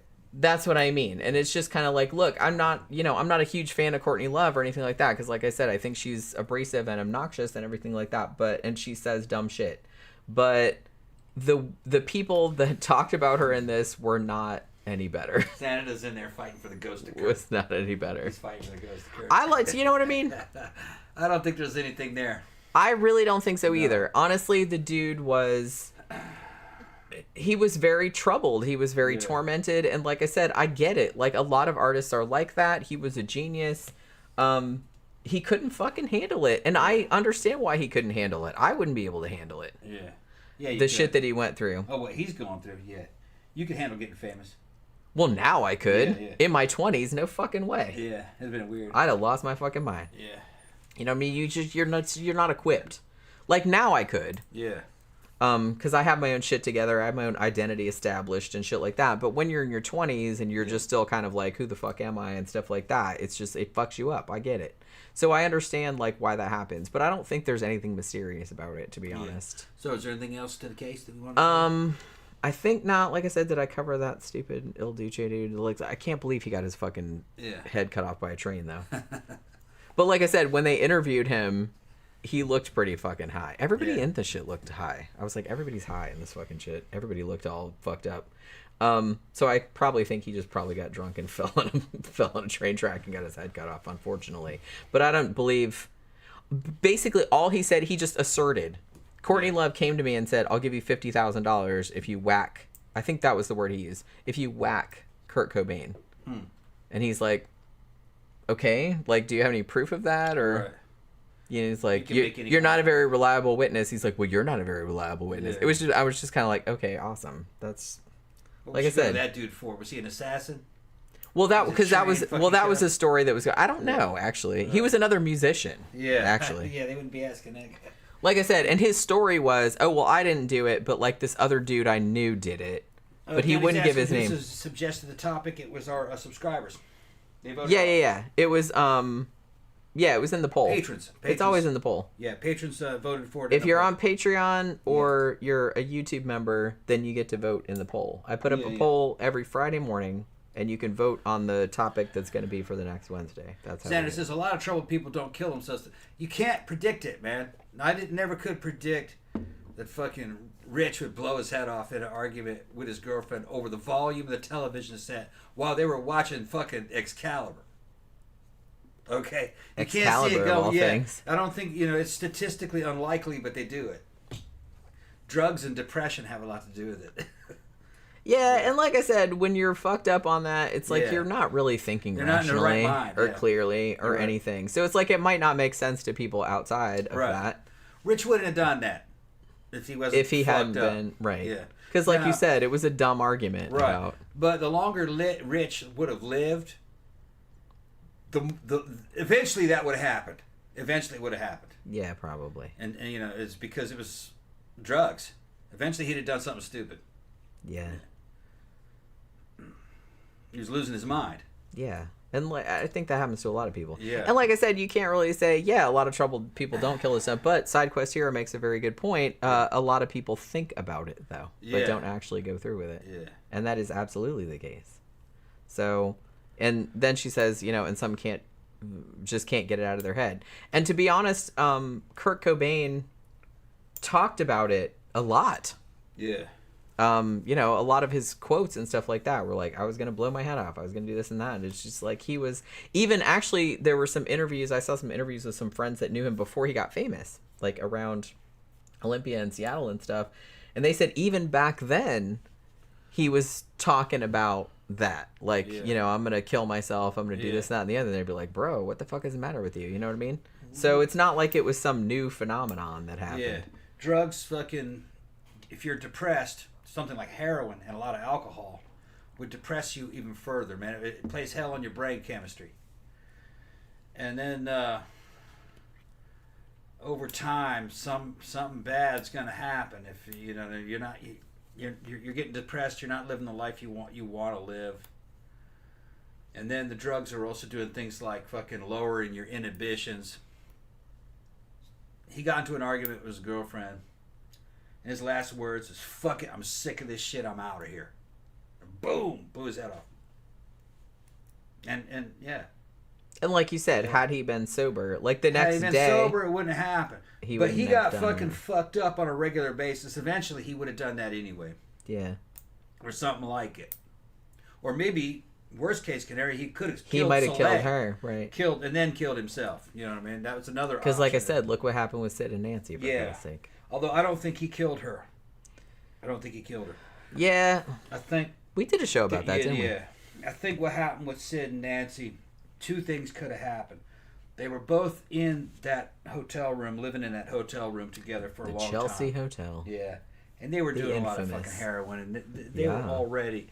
And there's recordings of what they were like when they were on heroin. When they'd lean up against each other and fight. She said, way up! She'd pester him.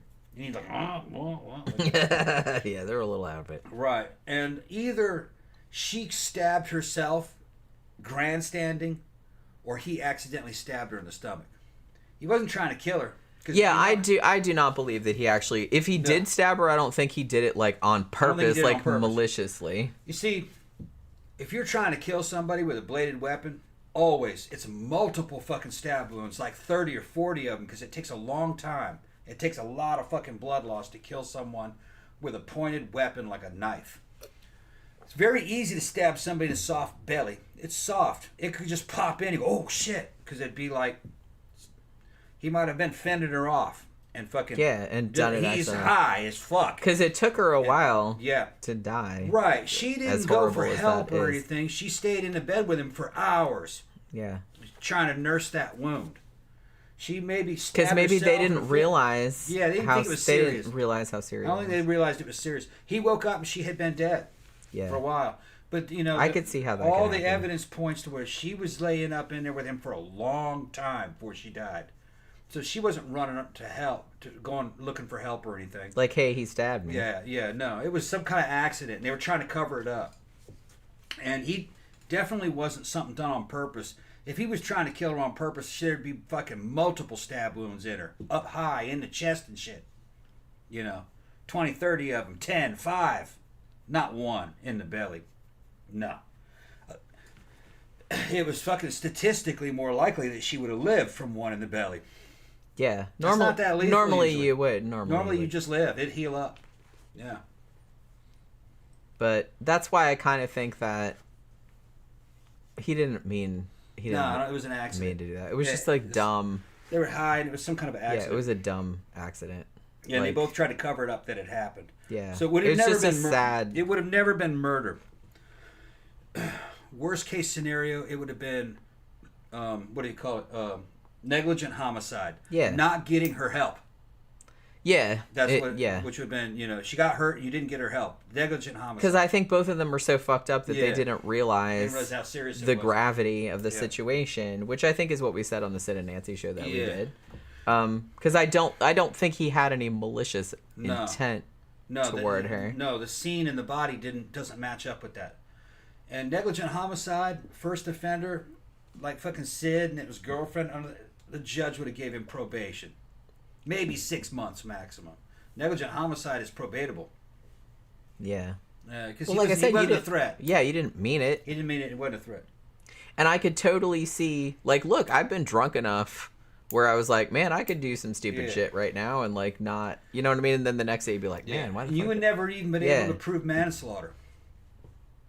Because manslaughter means you killed someone because someone fucking deprived you of calm reasoning and cool reflection. In other words, somebody aggravated you into doing it. There's no evidence of that. Right. You know what I mean? The evidence points more towards an accident. Yeah, because I think some of the stories were that she, and I think this is what they showed in Alex Cox's movie too, if I remember. I haven't seen it in a while, but in the movie, I think they kind of like she goaded him into it. Yeah, stab me. Yeah, it might have been. You know what I mean? Which me. Yeah, come on, do it. Like I think it was more like that, which that it could have been. Could have been that. Or you bitch, you keep talking about that other girl. Fucking look, you know, yeah, because she was a punk rocker. She'd stab herself. She's crazy too. Yeah, they were both kind of. Yeah, they were both crazy. Nuts.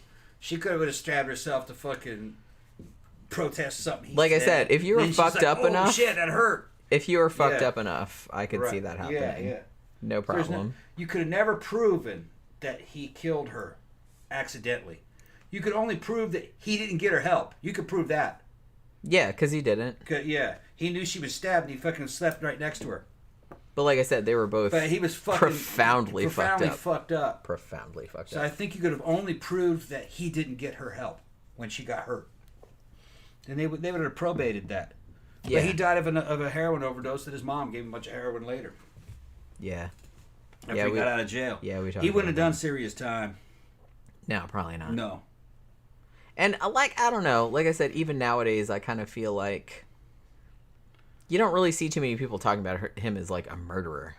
Yeah, it was an accident. I think it was like an accident. Yeah. Pretty much. Like I said, it was just a bad. The scene didn't fit situation. Murder doesn't look like that. Murder always looks definitely on purpose. Ben said wasn't she stabbed a bunch of times? No, once. I thought she was stabbed one time. Just once in the stomach. I thought it was just one time. And it was like a little skinny kind of switchblade. Real easy to do. You could do it real low effort because it was real thin knife. So it would just pop in like a needle. I think they were fucking roughhousing. Or she did it to herself. Yeah.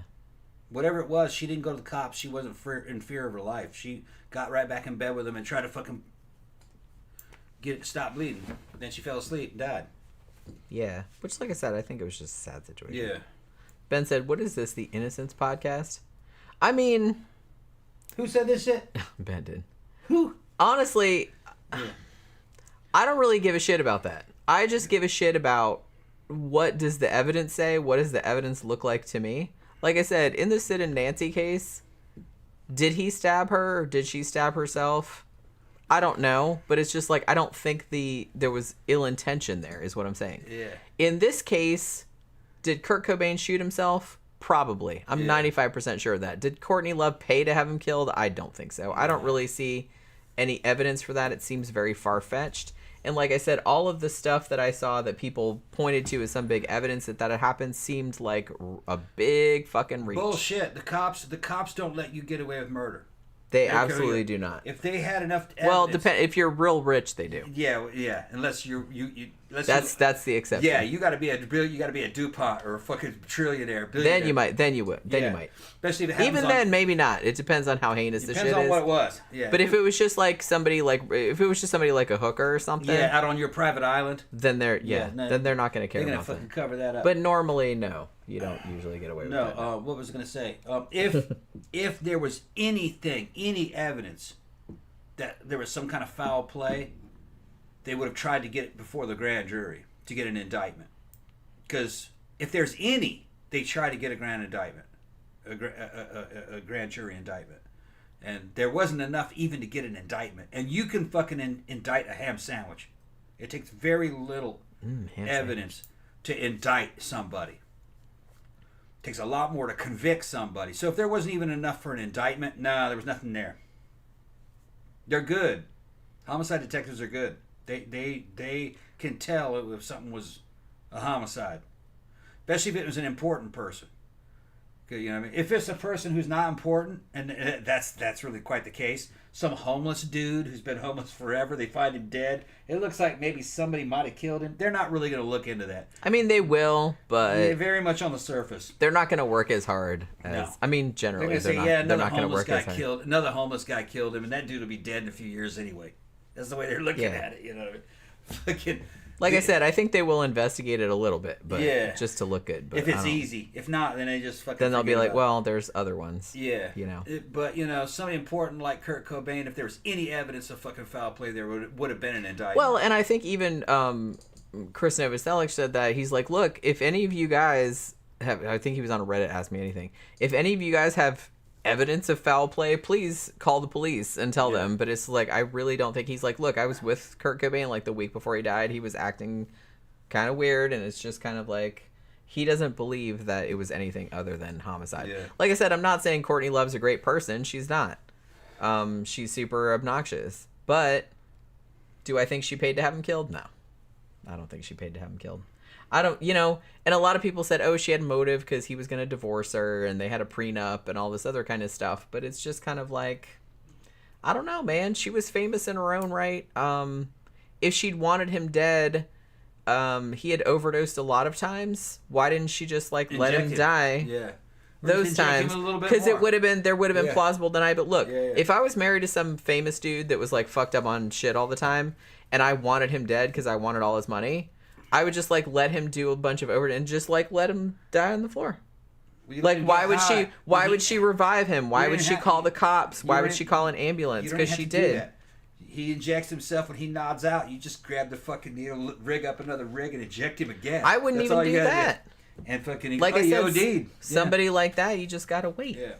And I feel like he OD'd so many times when she was around, and she revived him several times. She called the cops several times.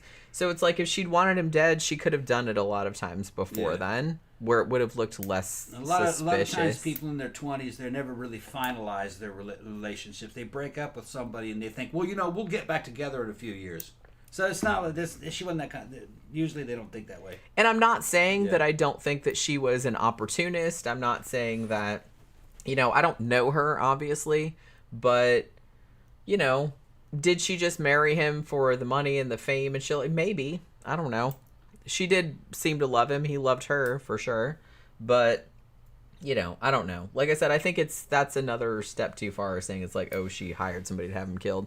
And like I said, I wouldn't really trust the story of some dude that's just living in a trailer park looking like Gigi Allen with a wife beater on. There wasn't enough evidence for even an indictment, and you can indict a ham sandwich, so there was nothing there. Yeah, I just really don't think. You could go to trial like I said, with. they did a re-examination of the case in, I think, 2016, and again, they were just like, we just didn't find anything. It was just still if you're looked gonna like go a to trial, suicide. there's got to be evidence to get a conviction, and there wasn't anything there.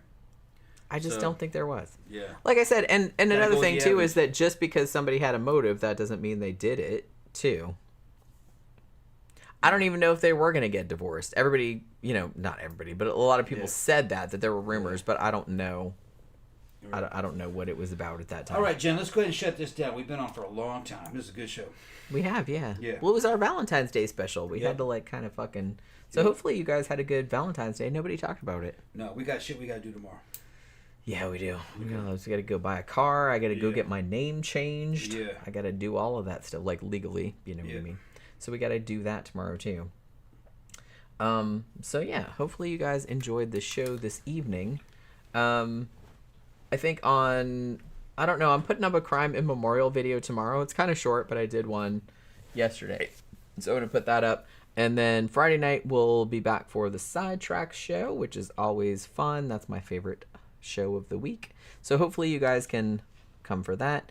And thank you for tuning in. Thanks for all your super chats earlier this evening. Have a happy rest of your Valentine's Day, which there's only an hour of it left, at least where we are. So thanks everybody for dropping by, and we will see you guys again on Friday.